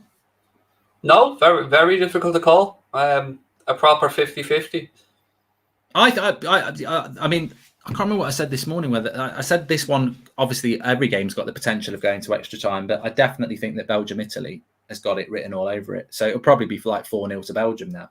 You'll have to have a masseuse on standby at this point. I tell you what, if Sommer doesn't save these penalties, I mean, this is why I think Spain are going to win, because I think if, he's played so well and now there's a penalty shootout, it's like, surely he's going to be man of the match. But if I'm Sommer now, I'm up to Michael Oliver going, this must be killing you, mate, isn't it? Killing you now that we made it the penalties, isn't it? You tried everything. Yeah. Duncan says at least De Gea's not in goal for the penalties. Yeah, we mentioned that. I definitely think David De Gea is probably very happy that he's not involved in this. Spain won the toss. I wonder how old Sommer is. He's been around for a while, he has. Where is he at? Is he at Basel or? He's in I think he's like Wolfsburg or something. Mönchengladbach. Could be good. Mönchengladbach, yeah. He's only 32. Well, he couldn't have done any more today anyway. No matter what happens here, he couldn't have done any more. He's been there for years, actually, Mönchengladbach. He's been there for since 2014. Got 65 caps for Switzerland. Busquets to take the first one. I don't know whether this is a joke, but on his Wikipedia page, it's got date of birth 17th of December 1988, place of birth heaven, which may well be a place in Switzerland. I don't know. Either way, it's pretty cool. Yeah, he was born in heaven. Mark, you were also convinced that France were going to win on penalties. Come on, Switzerland, says 8. But it doesn't mean I can't be right. Michael Jackson once said, this is it. Sure, Gary Barlow is nervous, says Owen Stanley. And Mark, will you and Craig be doing the joint watch-along for United Liverpool games? We've spoken about it. I don't know how we'd manage to do that, Ryle. I think we'd have to get a studio space or something if we did it. Anyway, penalty shootout. Here we go. Make sure you subscribe, bottom right-hand corner. We're going to be live for Belgium, Italy as well, but it's Busquets against Sommer. It's captain against captain. Go on, son. Go on, Sommer. Go on. He looks small in that goal, Sommer, doesn't he? He looks like a little child. Tiny. Oh, he's missed it! He's missed it! He's gone the wrong way! Oh, the Spain penalty! Jigs continues. He's bloody chipped it. He's hit the post. He sent the keeper the wrong way. It would have been a great penalty, apart from the fact that it hit the post. Whoa! I tell you what, though, I'm glad that some. I hope we do get a few misses because, as I said, they're all so bloody good. Sommer's only 6 foot apparently, so he's a bit of a small keeper. He looked smaller than that in that goal, though, to be fair. He did look tiny. Doesn't matter, though. Missed. First one. Here we go. Switzerland. Yeah. I don't like short run-ups. Here he goes. He scores. Good penalty. Yes. Sends the keeper the wrong way. Jovanovic. Come on, the Swiss. Toblerone FC. Where's that Swiss fan from the other night? Do you know the one with the beard that was like disheartened at one point and then full on Braveheart by the end of it? Where's him? Is he in the stadium? We need a camera on him. He's got work tonight. He had a shift at Tesco. If ever there was a man awaiting a boohoo man deal, it's him. Enrique looks like a man defeated. I do like Enrique, and he's probably thinking, if my kingdom for a striker, Dani Olmo, they've got to score this, Spain. Oh, it was a good penalty, that was. Good penalty, yeah. That was a good pen. Top corner. I love it when people score penalties and they start giving the big one. They're turning around to everyone else going, come on, come on. It's just that sheer relief that you've scored yours. If I can do it, anyone can do it. Come on, lad. I've been in a penalty shootout. I've been in a couple, actually. It's bloody terrifying. But when you score, for a moment, you don't actually care about any whether you win or not. You're just like, I'm not the one who's fucked it up. It must be an English thing. Here's Shaw. I took our penalties as a goalkeeper. I took all of our club penalties. Remember that goalkeeper used to take the free kicks? Did he play for Paraguay? Years ago. It wasn't Jorge Campos. It was not Chiravella. It was something along those type of lines. I don't like this. He's missed it. It was a crap penalty. It was shite, I didn't like his run-up. It was too straight. It's a shit penalty, that was. That was awful. So it's 1-1 after 2 penalties. I thought it was obvious the keeper was going that way as well. Awful. Just no conviction. No. Wrong height. Go high. I think the best penalties I've seen have been the ones who go high. There's an 80% chance if it goes above waist height into the corner of scoring. Vladimir Smith will tell me that. All right. Here we go. Spain. Rodri. He's missed it! Yes! Go on, He's bloody missed it! Come on. Switzerland. He's done his job. He's saved. Well, he hasn't saved 2, but 2 have been missed. I don't think Salah can do anything else. I love the shit house. Did you see it? Watch. Yeah, I love it. Go on, son. There. Go on. I dare you. Haven't got the nuts. Go on. Yeah, that's psychological, that is. Right, Akanji's had a really good game. Don't know whether he can take penalties. He'll probably take it and block it at the same time. Italy, Belgium coming up at 8 o'clock. You can tune in for that one. But at the moment, Switzerland could be getting to a semi-final. They've got to score this to stay in front. We've had a few missed penalties this time, though. Well. Go on. Score it. Go on, mate. Go on. We were just talking about how this new rule makes it easier to score penalties. And we've had... This is only the 6th penalty. And wonder will anyone have the cojones to do a Panenka? I like this goalkeeper as well. The way he moves around. Oh, he's missed as well. 2 shy penalties. There's just no conviction. At least put your laces through it. Look, the hop skip. You know what as well? It's a crap penalty, but he's looking where he's going to kick it as well. As he's running towards, he looks in that corner. That's bad. Awful. There was probably, a foot and a half between the post and where that ball actually went. Bad penalty, that was. Shocking. Oh, Jared Moreno here now. Oh, he'll score now. Timo Moreno, he's going to score now, isn't he? Go on, Sommer. Go on, lad. Yes. Oh, that's a good penalty. That's a good penalty. Switzerland. I reckon Spain are going to get this now. I think Switzerland have got to score. I always say when the opposition miss, you've got to score the next one. Got to score the next one. 2 really poor penalties in a row, though, from them. Just to be fair, though, Switzerland have probably not got many attackers on the pitch, have they?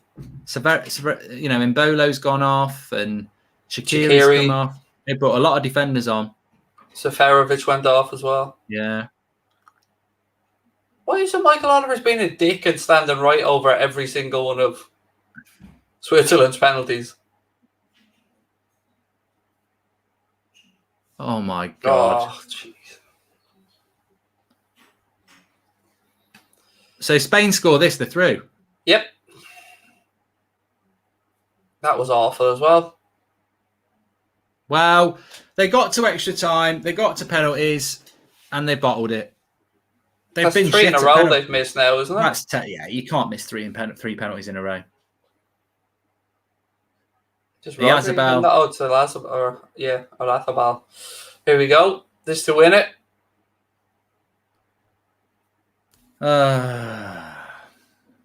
Spain have been very lucky today. Poor old Sommer. I feel for him. Has he got one big moment left? I don't think it matters if he does, because the next prick will go and miss it. It's like...